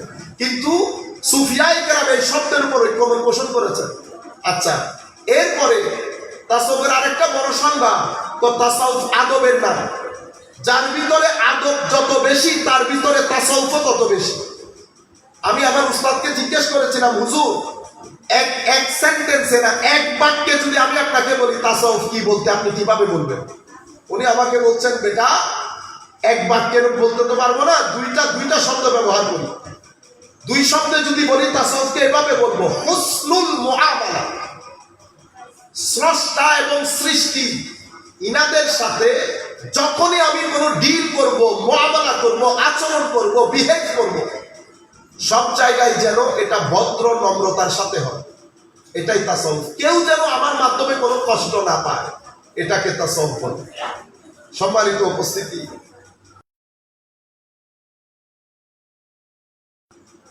আপনি দেখবেন, এখন যে কথাটা বলবো আপনারা সবাই একটু মনোযোগ দিয়ে শুনবেন। আমার যদি শব্দের মধ্যে কোনো লিমিটেশন থাকে আপনারা বুঝে নেওয়ার চেষ্টা করবেন, খুবই গুরুত্বপূর্ণ। আমি আগে আপনাদেরকে কেস স্টাডি করি। আমেরিকা এবং ইংল্যান্ড, আপনি দেখবেন পৃথিবীর সবচেয়ে নামকরা বিশ্ববিদ্যালয়গুলো তাদের দেশে। অক্সফোর্ড বলেন, ক্যামব্রিজ বলেন, MIT বলেন, হার্ভার্ড বলেন, সব তাদের দেশে। পৃথিবীর স্বনামধন্য বিশ্ববিদ্যালয়গুলো তাদের দেশে। আমাদের দেশে সেই অর্থে কোনো সেরকম স্বনামধন্য বিশ্ববিদ্যালয় নাই। মোস্টলি আপনি ইংল্যান্ডে, মোস্টলি আমেরিকাতে। এখন এতগুলো বিশ্ববিদ্যালয় যে দেশে, আমি এখন সেই দেশের একটা সামাজিক চিত্র দেখাবো আপনাদেরকে। সামাজিক চিত্র হচ্ছে সেই দেশে ডিপ্রেশন বেশি। ডিপ্রেশন আপনারা বাংলাদেশের মধ্যে, আমি আপনাদেরকে কি অ্যালার্ট করবো বলবো না নিউজটা দিচ্ছি বলবো বুঝছি না। আমি নিউজটা দিচ্ছি আপনাদেরকে। বাংলাদেশে ডিপ্রেশন খুব বেশি আকারে বেড়ে যাচ্ছে। বাংলাদেশে ডিভোর্স রেট গত 6 মাসে অসম্ভব বেড়ে গেছে। ডিভোর্স রেট বেড়ে যাওয়া মানে হচ্ছে আপনার সমাজ অস্থির হয়ে যাওয়া। অস্থিরতা ছাড়া কোনোদিন ডিভোর্স হবে না। আমাদের সমাজে ডিপ্রেশনে বেড়ে যাচ্ছে। আমি আমাদের দেশ রাখি, আমেরিকা এবং ইংল্যান্ডের কথা বলি। ডিপ্রেশন অনেক বেশি। সরকারকে বছরে প্রায় কোটি কোটি ডলার খরচ করতে হয় ইউথের ডিপ্রেশনটাকে ঠেকাতে, অথবা মিনিমাম পর্যায়ে রাখতে, অথবা কন্ট্রোল করতে। সুইসাইড অসম্ভব বেশি আমেরিকাতে। এবং একটা ঘটনা আপনারা জানেন, প্রত্যেক মাসে এই ঘটনা ঘটে, প্রায় প্রত্যেক মাসে ছোট্ট একটা ছেলে বের হয় কোন একটা স্কুলের মধ্যে গিয়ে ব্রাশ ফায়ার করে 19 জন 20 জন 10 জন 12 জন মেরে ফেলে। এটা আমেরিকার মধ্যে ঘটে।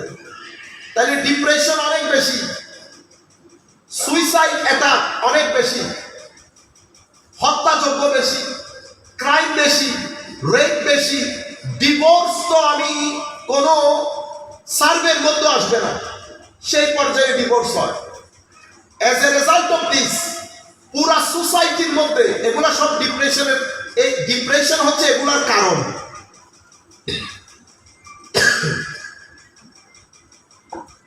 টোটাল ঘটনাগুলোর কারণে একটা অস্থিরতা তৈরি হয়, সেই অস্থিরতার কারণে ডিপ্রেশন হয়, মানসিক স্বাস্থ্য এবং মেন্টাল অ্যাংজাইটি যেগুলোকে আমরা বলি ইলনেস, এগুলা আকাশের উপর উঠেছে।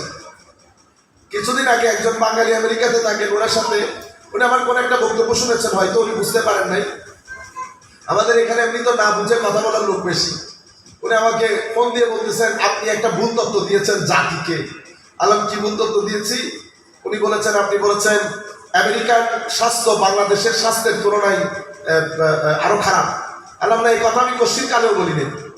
হ্যাঁ, আমি এটা অবশ্যই বলেছি যে আমেরিকান স্বাস্থ্য ব্যবস্থা বাংলাদেশের স্বাস্থ্য ব্যবস্থার তুলনায় অনেক ভালো, এতে কোনো সন্দেহ নাই। কিন্তু বাংলাদেশের মানসিক স্বাস্থ্য আমেরিকার মানসিক স্বাস্থ্যের যে 100 কোটি গুণ ভালো, এটাতেও কোনো সন্দেহ। আপনারা আমার কথাটা বুঝতে পারেন না? শারীরিক স্বাস্থ্য আমেরিকারটা অনেক ভালো, কোনো সন্দেহ নাই, কিন্তু আমার মানসিক স্বাস্থ্য আমেরিকার চেয়ে 1 কোটি গুণ ভালো, এটাতেও কোনো সন্দেহ নাই। আপনারা শুধু আমাদের কারেন্সির অন্য পিক দেখান, আর আমাদের টকশোর মধ্যে বসে বসে আমেরিকা ইংল্যান্ডকে জান্নাতুল ফেরদৌস বানিয়ে ফেলেছে।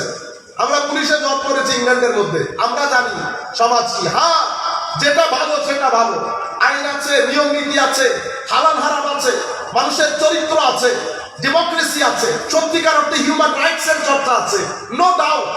এগুলা তো আমরা অলওয়েজ বলি, আমরা অ্যাপ্রিসিয়েট করি। কিন্তু যেটা সত্য সেটা বলবো, যেটা সত্য না সেটা বলবো না। এই জিনিসগুলো as compared to our country, আর ওদের দেশ অনেক ভালো, যার কারণে সমাজের মধ্যে কিছুটা হলে স্থিরতা আছে। কিন্তু এই জায়গাগুলোর অবস্থা একেবারে হতাশাজনক। সোসাইটির মধ্যে আত্মহত্যা বেড়ে যাওয়া, এটা কিয়ামতের মতো। সোসাইটির মধ্যে ডিভোর্স রেট অতিমাত্রায় বেড়ে যাওয়া, এটা কিয়ামতের মতো। কারণ অস্থির সোসাইটি কখনো সুখী সোসাইটি হয় না, শান্তিপূর্ণ সোসাইটি হয় না। এখন তো আমি প্রশ্ন করতে পারি, তাহলে শান্তি কি? শান্তি কোথায় পাবো? সুখ কাকে বলে? যদি টাকা পয়সার নাম সুখ হয়, গাড়ি বাড়ির নাম সুখ হয়, বিশ্ববিদ্যালয়ের নাম সুখ হয়, তাহলে তো আমেরিকা ইংল্যান্ডের মানুষ সবচেয়ে বেশি সুখী হতো। আজই বিষয়। তাইলে সুখ কোথায় খুঁজতে যাব? সম্মানিত উপস্থিতি, এখানে আমি আপনাদেরকে আরেকটা প্রশ্ন করি। আমরা বলি না, আমার ছেলেকে মানুষ করার জন্য আমি আত্মীয় স্বজন ছেড়ে দিয়েছি, পাড়া প্রতিবেশী ছেড়ে দিয়েছি, আমি শহরে চলে গেছি। আমরা বোধহয় মানুষের সংজ্ঞা ভুলে গেছি। আমরা মনে করি মানুষ করতে গেছি। মানুষ করতে গেছি মানে আপনি তাকে লেখা পড়া শিক্ষা দীক্ষা যেটাকে আমরা বলি, সেটা আপনি 100% দিয়েছেন। কিন্তু আমার মা বোন, ওই শুধু শিক্ষা দিয়ে ভালো বিশ্ববিদ্যালয়ে পড়িয়ে আপনি তো মানুষ বানাতে পারবেন না। সেই কারণে আমাদের এখানে বেশ কিছু জিনিসের সঙ্গ পরিবর্তন হয়ে গেছে। আমার ছেলে অনেক উন্নতি করেছে, তার মানে আমার ছেলে অনেক টাকা পয়সা গাড়ি বাড়ি হয়েছে না, ওইটাকে উন্নতি বলেন না। উন্নতি বলবেন আমার ছেলের মাধ্যমে যদি আশেপাশের 10 গ্রামের লোকের উপকার সাধন হয়, তখন আমি বলতে পারবো আমার ছেলে উন্নতি করেছে। আমার ছেলের প্রশংসা যদি হয় আশেপাশের গ্রামে, আমার ছেলেকে যদি মানুষ সম্মান করে, তখন আমি বলবো আমার ছেলে উন্নতি করেছে। শুধু টাকা পয়সার উন্নতিকে উন্নতি বলে না। আমি আপনাকে বলছি আজকে, কিন্তু আমি চাচ্ছি কথাগুলো একটু ভিন্ন আঙ্গিকে বলতে আপনাদেরকে। কিছুদিন আগে আমেরিকা অনেক বড় সাইকোলজিস্ট, উনি একটা সার্ভে করেছেন। সার্ভেটা ঠিক এরকম, যেমন আমাদের দেশে যারা বর্তমানে মাস্টার ডিগ্রি করছে, তাদেরকে যদি আপনি জিজ্ঞেস করছেন বেটা আপনার জীবনের ডেস্টিনি মানে উদ্দেশ্য কি, আশা ভরসা, আমি যদি একটা চাকরি পাই কত বেতন আশা করেন? হুজুর 50,000 টাকা হলে হবে, এতটুকু আর বেশি না। এতটুকু পেয়ে গেলে আপনি অনেক খুশি। হুজুর আপনি তো বুঝতে পারতেছেন না, আমি দরকার হলে অনেক বড় করে পুরো সপ্তাহ পার্টি দেব, সেই প্রকারের আমি খুশি। পেলেন, টাকাও পেলেন, 50,000 টাকাও পেলেন। এক সপ্তাহ পরে আর কোনো আওয়াজ নাই। এক সপ্তাহ পরে যখন আমি দেখা করতে গেছি, ভাই ঠিক আছো, সব ঠিক আছে, আর ইউ হ্যাপি? না, চলতেছে। কেন? 50,000 টাকা আর একটু বাড়লে ভালো হয়। কত? লাখখানেক করে সুবিধা হবে। পরে ওই ভদ্র মহিলা, উনি প্রথমে 50,000 টাকার কাছে গেছে, 50,000 টাকা বলছে 1 লাখ করে, উনি 1 লাখের কাছে গেছে। তো 1 লাখকে জিজ্ঞেস করছে, আর ইউ হ্যাপি? বলে আছি, মোটামুটি চলতেছে। তো যে টাকা পান সে টাকার উপর, না আর একটু বাড়লে ভালো হয়। কত টাকা বাড়লে ভালো হয়? 2 লাখ টাকা হলে ভালো হয়। এভাবে যেতে যেতে 10 লক্ষ টাকা পর্যন্ত গেছে। 10 লক্ষ যে মাসে বেতন পায়, সেও বলতেছে আর একটু বাড়লে ভালো হতো। তাইলে আমি যে টাকার উপর চিন্তা করতেছি সুখ, সেটা 3 দিনের। আমি আমাদের এক্সপিরিয়েন্স বলি, আমাদের বন্ধু বান্ধবদের যেটা দেখেছি। ইংল্যান্ডে গেছে প্রথমে, 2 বছরের ভিসা লেগেছে, 5 বছরের জন্য ওয়েট করতেছে কোনো রকম। 2 বছরের পরে যখন 3 বছর লেগেছে, ওনার মতো শান্তি, আমি আজকে পৃথিবীর সবচেয়ে বড় সুখী মানুষ, শুধু 2 রাজ্যে ঘুম হয়েছে। 3 দিন যেতে পারে নাই, আবারও মুখ কালো। কি ব্যাপার? চিন্তা করতেছি, হুজুর 5 বছর তো গেল, পাসপোর্টটা হয় কিনা। কালকে না তোমার পার্টি দিলেন, আজকে আবার উদাসীনতা চলে আসছে। আচ্ছা, এই ছেলেটা আবার 5 বছর পরে যখন পাসপোর্ট হয়েছে, মনে হচ্ছিল পাসপোর্ট হলে তার জীবন ওই দিনই তার জান্নাতুল ফেরদৌস নিশ্চিত হয়ে যাবে। পাসপোর্টও পেয়ে গেছে, সবটা যেতে পারে নাই। সে যখন চিন্তা করতেছে, একটা ভালো জবের জন্য দোয়া করি। আপনি 2 বছর, 3 বছর, 5 বছরের পরে পাসপোর্ট। আমি আপনাদেরকে বলতে চাচ্ছি, আপনার এই শান্তির কোনো সীমা পরিসীমা নাই, কারণ আপনি শান্তিকে কন্ডিশনাল করে ফেলেছেন। শান্তি কন্ডিশনাল বিষয় না। আপনি 5 বছরের ছেলে যদি বলে কোন জিনিসটা দিলে আপনি সুখী হবেন, একটা আইসক্রিম অথবা একটা চকলেট, 10 ইয়ার্স এর মধ্যে his answer will be different. বলবে মোবাইল। 15 ইয়ার্স এর মধ্যে গেলে আরেকটা ডিভাইস চাইবে। তাহলে বোঝা যাচ্ছে না ডিভাইস, না চাকরি, না টাকা পয়সা। আমি মনে করতেছি পিএইচডিটা হয়ে গেলে মনে হয় জীবনের একটা স্বপ্ন পূরণ। পিএইচডি হওয়ার পর মনে হচ্ছে দূর, এটা পিএইচডি, এটা একটা জিনিস হইল, কি পড়ছি, কি লিখছি। কাশ যদি অমুকের মতো হইতে পারতাম, কাশ যদি অমুক জায়গায় যেতে পারতাম, কাশ যদি এক গতে এতটা দেশ সফর করতে পারতাম। বিশ্বাস করে, এতটা দেশ সফর করি, এয়ারপোর্টে নামার পর চিন্তা করতেছি, হাই কোথা ওই দেশে যাইতে পারলে খুব ভালো লাগতো। আমি আপনাদেরকে বুঝাতে চাচ্ছি, এগুলার কোনো সীমা পরিসীমা নাই। আমি কি করলাম? আমার সুখটাকে কন্ডিশনাল করে ফেললাম। শান্তি কোনো কন্ডিশনাল বিষয় না। এটার সাথে আমার লেখা পড়া, চান্স, এটার সাথে আমার এই চকলেট, আইসক্রিম, টাকা পয়সা, জব, কোনো কিছু সম্পৃক্ততা নাই। শান্তি শান্তি। তো শান্তি আছে কোথায়? এখন আপনি মানুষ বানাইলেন, মানুষ বানানোর পরে চাকরি করা শুরু করেছে, চাকরি করে তার জায়গায় সে চলে গেছে। আপনার সাথেও সেই অর্থে তার সেই কানেকশন আর রইল না, ইল্লা মাশাআল্লাহ। গ্রামের সাথেও তার কানেকশন রইল না, ইল্লা মাশাআল্লাহ। কিছু কিছু ক্ষেত্রে ডিফারেন্ট। আবার সেই ছেলে কিছুদিন যেতে না যেতে সেই পড়ে গেছে ডিপ্রেশনে। প্রতিষ্ঠিত ছেলে, লেখা আছে, পড়া আছে, চাকরি বাকরি আছে, ছেলে মেয়ে আছে, গাড়ি বাড়ি আছে, ডিপ্রেশনে পড়ে গেছে। কেন? কারণ হচ্ছে আমি ইনসান, আমি নিরেট শরীর না, আমি নিরেট রুও না। আমাকে আল্লাহ কম্বিনেশন অফ বোথ করেছে, শরীর অ্যাজ ওয়েল অ্যাজ রূহ। আমার শরীরের যেমন খাদ্য আছে, আমার রুহেরও খাদ্য আছে। শরীরের খাদ্য কি সেটা আমরা জানি, অনুরূপভাবে আমার রুহেরও খাদ্য আছে। আমি যদি শরীরের খাদ্য বেশি দেই, শরীর ফুলে যায়। রুহের খাদ্য বেশি দিলে রুহও ফুলে যায়। পার্থক্য এতটুকু, শরীর যদি ফুলে যায় আপনার জন্য ক্ষতিকর, রুহ যদি ফুলে যায় আপনার জন্য ক্ষতিকর। আপনি স্ট্রেংথ পাবেন কিভাবে সেটা আমি তাসাউফের কিতাবের নামই নেব না, শুধু আমরা বিজ্ঞান আমাদেরকে যেটা বুঝিয়েছে সেটা বোঝাচ্ছি আপনাদেরকে। এতটুকুনের মধ্যে আমরা থাকি। এখন আমরা আরেকটা ফেজে এসে তারপরে এই জায়গায় আবার আসবো, তখন আপনি বুঝতে পারবেন। আমি মানুষ, তো মানুষ কাকে বলে? মানুষকে আল্লাহ কি দিয়ে সৃষ্টি করেছে? আল্লাহ রাব্বুল আলামিন হাইওয়ান সৃষ্টি করেছেন পানি দিয়ে, সমস্ত জীবজন্তুকে আল্লাহ পানি দিয়ে সৃষ্টি করেছেন। আল্লাহ জিন্নাতকে সৃষ্টি করেছেন আগুন দিয়ে, ফেরেশতা সৃষ্টি করেছেন নূর দিয়ে। ফেরেশতা নিরেট ভালো, ওখানে মন্দের কোনো জায়গা নেই। শয়তান জিন নিরেট মন্দ, এখানে ভালোর কোনো জায়গা নাই। হাইওয়ানাতের মধ্যে ভালো মন্দের কোনো ফিলিংসই নেই। আমি কে? আমি ইনসান। আমার ভিতরে কি কি আছে? আমার ভিতরে নূর আছে, মাটি আছে, আগুন আছে, বাতাস আছে, আমার ভিতরে পানিও আছে। সব কিছুর কম্বিনেশন আমি ইনসান। আমি কি নিরেট ফেরেশতা? আমি নিরেট ফেরেশতা না, তবে ফেরেশতার বৈশিষ্ট্য আমার ভিতরে আছে। আমি কি নিরেট শয়তান? নিরেট শয়তান না, শয়তানের বৈশিষ্ট্য আপনার ভিতরে আছে। আমি কি নিরেট জন্তু জানোয়ার? না, আপনি নিরেট জন্তু জানোয়ার না, জন্তু জানোয়ারের বৈশিষ্ট্য আপনার ভিতরে আছে। তাহলে আপনি কে? আমি ইনসান। তাহলে ইনসানের ভিতরে মেইন যে জিনিস আল্লাহ রেখেছেন, দুইটা মৌলিক জিনিস। একটা হচ্ছে আমরা শরীর, শারীরিক material, physical being. At the same time we are spiritual being. Physical being এর জন্য যেমন আমার শরীরের জন্য যেমন ভিটামিন দরকার, ক্যালোরি দরকার, প্রোটিন দরকার, অনুরূপভাবে আমার রুহের জন্য খাদ্য দরকার, যেগুলোর ভিতরে ভিটামিন থাকবে, প্রোটিন থাকবে, ক্যালোরি থাকবে। কেউ যদি শরীরের খাদ্য দিয়ে রুহের খাদ্য বন্ধ করে দেয়, তো মানুষ ইমব্যালেন্সের শিকার হবে।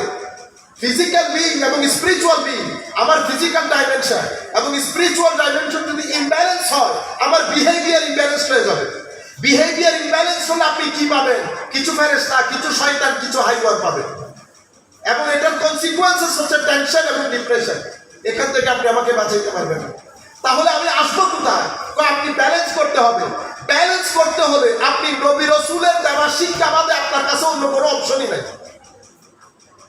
কারণ এই ব্যালেন্স যদি অক্সফোর্ড আমাকে বুঝাইতে পারতো, তাইলে অক্সফোর্ডের দেশে ডিপ্রেশন হইতো না, অক্সফোর্ডের দেশে এত সামাজিক অরাজকতা হতো না। এই জিনিসটা যদি আমাকে হারবার্ড বুঝাইতে পারতো, আমি যখন হারবার্ডের উপর প্রশ্ন তুলবো, আপনি বসে বসে পড়া চুষতেছেন, এতগুলো টাকা আপনার জন্য খরচ করতেছি, আমার ক্রাইম রেট তো নিচে নামে না, আমার ড্রাগ ডিলিং নিচে নামে না, আমার ডিভোর্স নিচে নামে না, ডিপ্রেশন নিচে নামে না, মেন্টাল অ্যাংজাইটি এবং বিভিন্ন মানসিক অসুস্থতা এটা নিচে নামে না। আপনি করেনটা কি? সম্মানিত উপস্থিতি, এই জায়গা একটা দারুণ জিনিস। আমি এখন আপনাদেরকে একটা মৌলিক জায়গায় নিয়ে সন্তান অ্যাক্সিডেন্ট করেছে আফ্রিকায়, মা কিচেনে কাজ করতেছে এখানে নাসিরাবাদ হাউজিং সোসাইটি। সন্তান গাড়ি থেকে পড়ার দে সাকারাতুল মউতের মধ্যে, মা এখানে কিচেন থেকে বের হয়ে খাও দাও উপমুখ করে কেঁদে রাস্তায় নেমে এসেছে। হাই খোদা, আল্লাহ পাক জানে আমার ছেলের কি হচ্ছে, হাই খোদা, আল্লাহ পাক জানে আমার ছেলের কি হচ্ছে। মা এখানে ফোন দেয়, এখানে ফোন দেয়। আপনি আমাকে বলতে পারবেন আফ্রিকার সন্তানের সাথে মার সব কানেকশনটা কোন জায়গায়? কানেকশনটা একটা আছে। আমার ভাগিনা এখানে ডুবে গেছে পানিতে, যেদিন ডুবেছে তার কিছুক্ষণ আগে আমার তার সাথে কথা হয়েছে, ঘন্টা 5-6 ঘন্টা আগে। তো আমার ওখানে এখানে সেই যখন ডুবতেছে, তখন আমার ওখানে বাজে প্রায় 3:30। 3:30 থেকে 4:30 আমার ঘুম আসার কথা, আমি কোন রকম ঘুমাইতে পারতেছি না। আমি ডাক বার করে আমি বুঝতে পারতেছি সামথিং হ্যাপেনিং, কিন্তু ঠিক কি হচ্ছে বুঝতে পারতেছি না। এই কিয়ামত যে এখানে ঘটতেছে আমি তো আর জানি না, কিন্তু কিছু একটা কানেকশনের কারণে আমার আনকমফোর্টেবিলিটি, গ্যাস্ট্রিক অ্যাসিডিটির মতো হয়ে গেছে। সকাল 9টায় ফোন করে কিয়ামতের কথা জানতে পারলাম যে এই ঘটনা ঘটেছে। আমি আপনাদেরকে বলছি এটাকে বলে রক্ত কানেকশন।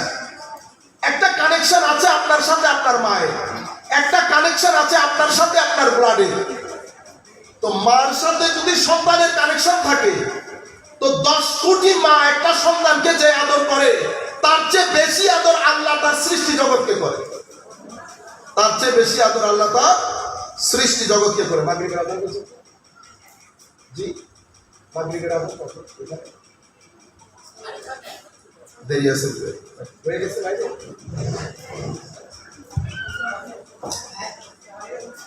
আচ্ছা, বলতে দেন, আমরা 10-15 মিনিট বলে আমাদের শেষ করে দিতে হবে। আসসালামু আলাইকুম। যারা রোজা আছেন ওদেরকে অনুরোধ করছি, পিছনে আমাদের অ্যারেঞ্জমেন্ট করা আছে, ওখানে আপনারা চলে যান কাইন্ডলি। হুজুর, হ্যাঁ ঠিক আছে। আসসালামু তাইলে তো মার সাথে সন্তানের যেমন কানেকশন, অনুরূপ ভাবে আল্লাহর সাথে আল্লাহর বান্দাদেরও কানেকশন থাকে। হুজুর জিয়াউল হক মাইজভান্ডারি এখানে, হুজুর গোসে মাইজভান্ডারি এখানে, হযরতে শাহজালাল ইয়েমেনি এখানে, হযরতে শাহে আমানত এখানে। রব কিরকম? রব হয় কেমনে? রব হওয়ার জন্য আল্লাহ যে আমাকে পঞ্চ ইন্দ্রিয় দান করেছেন, চোখ, কান, নাক, জবান, আমার হাত, এগুলাকে বলে ফাইভ ফ্যাকাল্টি অফ সেন্সেস অথবা সেন্সেস অফ পারসেপশন। এটা আমরা এগুলার মাধ্যমে জ্ঞান অর্জন করি, কিছু জিনিসকে আমরা জানতে পারি। অনুরূপ ভাবে আমার ভিতরে আল্লাহ রূহ দিয়েছেন, কলব বাতিন দিয়েছেন। এখন আমি যদি আল্লাহর সাথে কানেক্ট করতে চাই, এই পৃথিবীর মধ্যে আল্লাহ আল্লাহর মতো করে সাজিয়েছেন। এখানে কিছু জায়গায় আল্লাহ ভালো রেখেছেন, কিছু জায়গায় মন্দ রেখেছেন। সব জায়গা থেকে গানের আওয়াজ আসে না, কিছু জায়গা থেকে কাওয়ান এবং কেরাতের আওয়াজ আসে। সব জায়গা অশ্লীল না, কিছু জায়গা অশ্লীল, ব্যস্তর জায়গা শ্লীল। আল্লাহ এভাবে নেগেটিভ এবং পজিটিভ দুইটা জিনিস দিয়ে আল্লাহ পুরো পৃথিবীকে সাজিয়েছে। এখন আল্লাহ প্রদত্ত যে ডিভাইস, সেই ডিভাইসগুলো দিয়ে যদি আমি পজিটিভিটিকে দেখি, শুনি এবং বলি, অটোমেটিক্যালি আমার সাথে আমার আল্লাহর একটা কানেকশন হয়ে যাবে। আমার মুখ, আমি যদি মুখ দিয়ে নেগেটিভ কথা বলি এবং পজিটিভিটি দাবি করি, তা আমারটা দাবি হবে, পজিটিভিটি হবে না। এখানে একটা গুরুত্বপূর্ণ কথা বলে দিই। আপনি যখন পজিটিভ বলবেন, পজিটিভ দেখবেন, পজিটিভ শুনবেন, অথবা আপনি কথাগুলো এভাবে বুঝেন, এটা খাইর, এটা শার, এটা ভালো, এটা মন্দ, পুরা পৃথিবীকে আল্লাহ এভাবে সাজিয়েছেন। আপনার পঞ্চ ইন্দ্রিয় দিয়ে আপনি যখন ভালো কিছু দেখবেন, এটার একটা ইম্প্যাক্ট আপনার ভিতরের জগতে হবে। আমরা বলি নূর, বিজ্ঞান বলে পজিটিভ এনার্জি, আমরা সেটাকে বলি নূর। আমি যদি নেগেটিভ বলি, মিথ্যা বলি, নেগেটিভ দেখি, কারো গীবত করি, কারো বিরুদ্ধে বলি, অশ্লীলভাবে চলি, তাহলে এখান থেকে একটা নেগেটিভ এনার্জি আমার ভিতরে এসে আমার ভিতরের জগৎকে অন্ধকার করবে। অর্থাৎ আমি যা বলবো, যা দেখবো, আমরা যা বলবো, যা দেখবো, এটার একটা নেগেটিভ ইম্প্যাক্ট আমার ভিতরে থাকবে। যদি পজিটিভ হয়, পজিটিভ ইম্প্যাক্ট আমার ভিতরে থাকবে। আমাদের ঘটনা কোথায় ঘটে? আমি যখন নেগেটিভ এনার্জি এখানে আর্ন করব, দেখেছি যেটা নেগেটিভ, শুনেছি যেটা নেগেটিভ, বলেছি যেটা নেগেটিভ, আমি আর্ন করেছি নেগেটিভ, এখানে আমার ভিতরে নেগেটিভ এনার্জি এসে গেছে না? আপনি যখন আপনার সন্তানের সাথে কথা বলবেন, অটোমেটিক্যালি এই নেগেটিভ এনার্জি তাকে আঘাত করবে। অটোমেটিক্যালি আপনার ভিতরের নেগেটিভ এনার্জি কনভে হয়ে যাবে আপনার সন্তানের কাছে। আমি যদি নেগেটিভ এনার্জি লালন করি, আমার সাথে যারা আসবে, অটোমেটিক্যালি এটা কনভে হয়ে যাবে তাদের কাছে। এটা আমি বললেও হবে, না বললেও হবে। সেই জন্য আমার আল্লাহ বলছেন, ইয়া আইয়ুহাল্লাযীনা আমানু কু আনফুসাকুম, আগে তোমরা নিজেদেরকে রক্ষা করো জাহান্নামের আগুন থেকে। কিভাবে রক্ষা করবো? ওর নেগেটিভ এনার্জি অর্জন করিও না। কোরআনের তিলাওয়াত, নামাজ, তাসবিহ তালিম, মানুষকে সহযোগিতা, এগুলোর মাধ্যমে পজিটিভ এনার্জি অর্জন করো, নূর অর্জন করো। তখন তুমি নিজেও বাঁচতে পারবে, তোমার সন্তানদেরকেও বাঁচাইতে পারবে। সেই জন্য একটা বিখ্যাত কথা আছে, তো be you want them to be. আপনি আপনার সন্তানকে যেভাবে গড়ে তুলতে চান, সেভাবে আগে নিজেকে গড়ে তুলেন। এটাকে বলে be you want them to be. আমি যা, আমার সন্তানও হবে তা। আমি যা না, আমার সন্তান কখনো তা হবে না। আমি মুখে তাকে লাভ যদি বলি নামাজ পড়ার জন্য, আমার ভিতরে যদি নামাজের নূর না থাকে, সে কখনো নামাজ পড়বে না। আমার ভিতরে যদি সত্যিকার অর্থে দ্বীনে অ্যারোমা না থাকে, অ্যারোমা, তাহলে আপনি লাভ যদি আপনার সন্তানকে দ্বীনের অ্যারোমা কনভে করতে চান, কনভেট হবে না। কারণ কিছু জিনিস মুখে মুখে কনভেট হয়, কিছু জিনিস বুকে বুকে কনভেট হয়। সিনাই সিনাই লেখাপড়া শিক্ষা দিতেছে, সেই কারণে বলে এটা আমার এখান থেকে আরেকজনের সিনাই চলে যাবে, এই নূরটা। এটা কেউ কাউকে কোনো কিছু বলতে হবে না। আমার নবী হযরত আবু বকর সিদ্দিককে কখনো বলেন নাই আবু বকর কখনো মিথ্যা বলিও না, কখনো মিথ্যা বলি না, আমার নবী কখনো বলেন নাই। কিন্তু আবু বকর সিদ্দিক আকবর, ফারুক আজমকে কখনো বলেন নাই আমার নবী ফারুক সত্য মিথ্যা খেয়াল রাখিও, কখনো বলেন নাই। কেন? কারণ আমার নবী পজিটিভ এনার্জি অর্জন করেছেন, পজিটিভ এনার্জি কনভে করেছেন। এই মূল বিষয়টা যদি আমরা বুঝতে পারি তাহলে আপনি অনেক কিছু বুঝতে পারবেন। আমরা তরিকত এবং তাসাউফের কাছে কেন আসি? আউলিয়ায়ে কেরামের দরবার কেন গুরুত্বপূর্ণ? গুরুত্বপূর্ণ এই কারণে, আউলিয়াদের দরবার, খানেকা শরীফ, এগুলা হচ্ছে সোর্স অফ পজিটিভ এনার্জি। এগুলাকে বলেন নূরের সোর্স। ইনারা নূর কোত্থেকে হাসিল করেন? ইনারা আমার নবীর সিনা পাক থেকে নূর হাসিল করেন। নূরের মেইন স্টেশন হচ্ছে মাজারে মুস্তাফা সাল্লাল্লাহু আলাইহি ওয়াসাল্লাম। এটা হচ্ছে মেইন স্টেশন অফ নূর। কদ জাআকুম মিনাল্লাহি নূর। ওই নূরের সাথে আপনি মাজারের লোক, উনি কি করেছেন? ওখান থেকে নূর গ্রহণ করে লোকালি উনি লোকাল সোর্স অফ এনার্জি হয়ে গেছে। উনি ওই লাইট কিভাবে গ্রহণ করেছেন? ফাইভ ফ্যাকাল্টি অফ সেন্সেস এর পজিটিভ ইউজেস যখন আপনি বাড়িয়ে দিয়েছেন, নেগেটিভ ইউজেস যখন কমিয়ে দিয়েছেন, চোখের নেগেটিভ ইউজ কমিয়ে দিয়েছি, মুখের নেগেটিভ ইউজ কমিয়ে দিয়েছি, কানের নেগেটিভ ইউজ কমিয়ে দিয়েছি, আমার ভিতরের নফস কলব বাতেনের নেগেটিভ ইউজ যখন কমিয়ে দিয়েছি, পজিটিভিটি যখন আসতে শুরু করেছে, আমার নবীর নূর মুবারকের সাথে একটা কানেকশন হয়েছে, আল্লাহর সাথে একটা কানেকশন হয়েছে, ওই যেটা মা বাবার সাথে সন্তানের হয়। সেই রব যখন আল্লাহর সাথে হয়েছে, আমার আল্লাহ ধারাবাহিকভাবে সেই সিনার ভিতরে নূর ডালা শুরু করে। নূর ডাললে ওই সিনাগুলা সোর্স অফ পজিটিভ এনার্জি তথা লাইট হয়ে যায়। এখন কি হয়? যিনি একবার গেছেন উনি বারবার যেতে চান। কেন? কারণ আপনি লাইটের সামনে যখন বসবেন আপনার ভিতর জগৎ ঘেমে যাবে, ভিতরের মধ্যে কেন যেন একটা মায়া মহব্বত জন্মাবে। এই মহব্বতটা কেন জন্মায়? এটা বিজ্ঞান বলছে, আমি বলছি না। আপনারা ডেভিড হকিং এর একটা বই আছে, গুগল করলে পাবেন, পাওয়ার ভার্সেস ফোর্স, আমি যদি মিস্টেক না করি, পাওয়ার ভার্সেস ফোর্স। আপনারা যারা লেখাপড়ার ইচ্ছা আছে, অ্যামেজিং একটা বই। আপনি এই বই পড়লে আর তাসাউফের কিতাব পড়তে হবে না। এটা উনি বৈজ্ঞানিকভাবে তাসাউফকে পরিপূর্ণরূপে বলে গেছে। উনি সেখানে এনার্জির একটা চার্টও দিয়েছেন। 250 থেকে 500 লেভেলে আপনার এনার্জিকে কিভাবে নিয়ে যাবেন। 250 থেকে 500, উনি বলছে 250 থেকে যদি এনার্জি পিছনে চলে যায় সমাজের মধ্যে ডিপ্রেশন বেড়ে যাবে। প্রশ্ন হচ্ছে, সোসাইটির মধ্যে ম্যাটেরিয়ালি আমরা অনেক উন্নত হয়েছি, তাইলে আমার এনার্জি লেভেল নিচে চলে গেল কেন? কারণ ম্যাটেরিয়ালি আপনি শরীরকে খাদ্য দিয়েছেন, মনকে খাদ্য দেওয়া বন্ধ করে দিয়েছেন। মনকে খাদ্য দিতে হয় নামাজ দিয়ে, জিকির দিয়ে, তিলাওয়াতে কোরআন দিয়ে, মানুষকে সহযোগিতার মাধ্যমে, আল্লাহর সৃষ্টি নিয়ে গবেষণার মাধ্যমে, আল্লাহর সৃষ্টি নিয়ে চিন্তার মাধ্যমে, মানুষের কটু কথায় ধৈর্য ধারণের মাধ্যমে।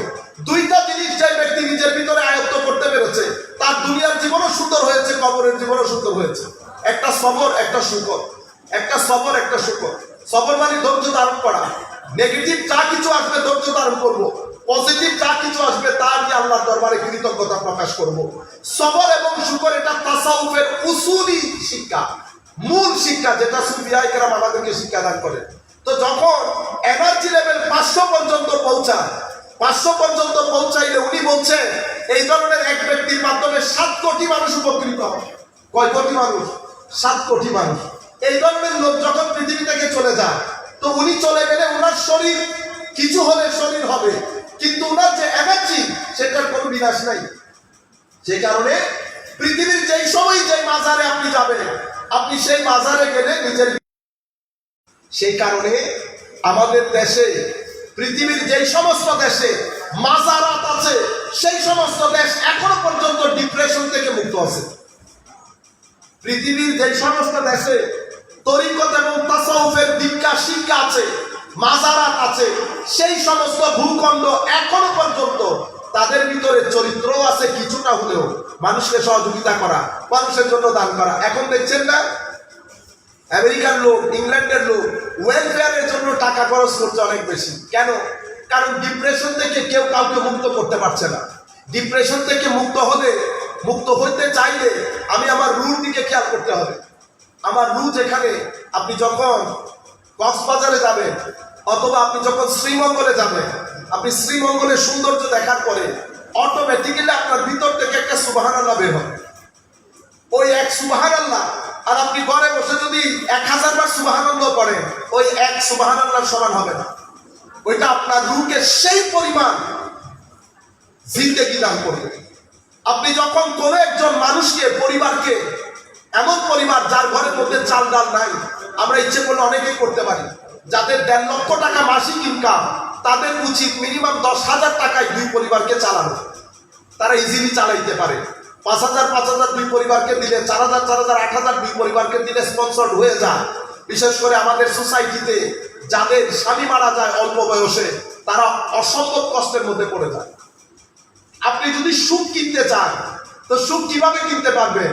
আমার নবীও শিখিয়েছেন, আল্লাহ শিখিয়েছেন, আমাদের সুফিয়ায়ে কেরামও শিখিয়েছেন। তো সুখ কিনবে কিভাবে? তো মানুষের মুখে হাসি ফুটিয়ে। মানুষের মুখে হাসি ফুটিয়ে আপনার রূহকে যে জিন্দে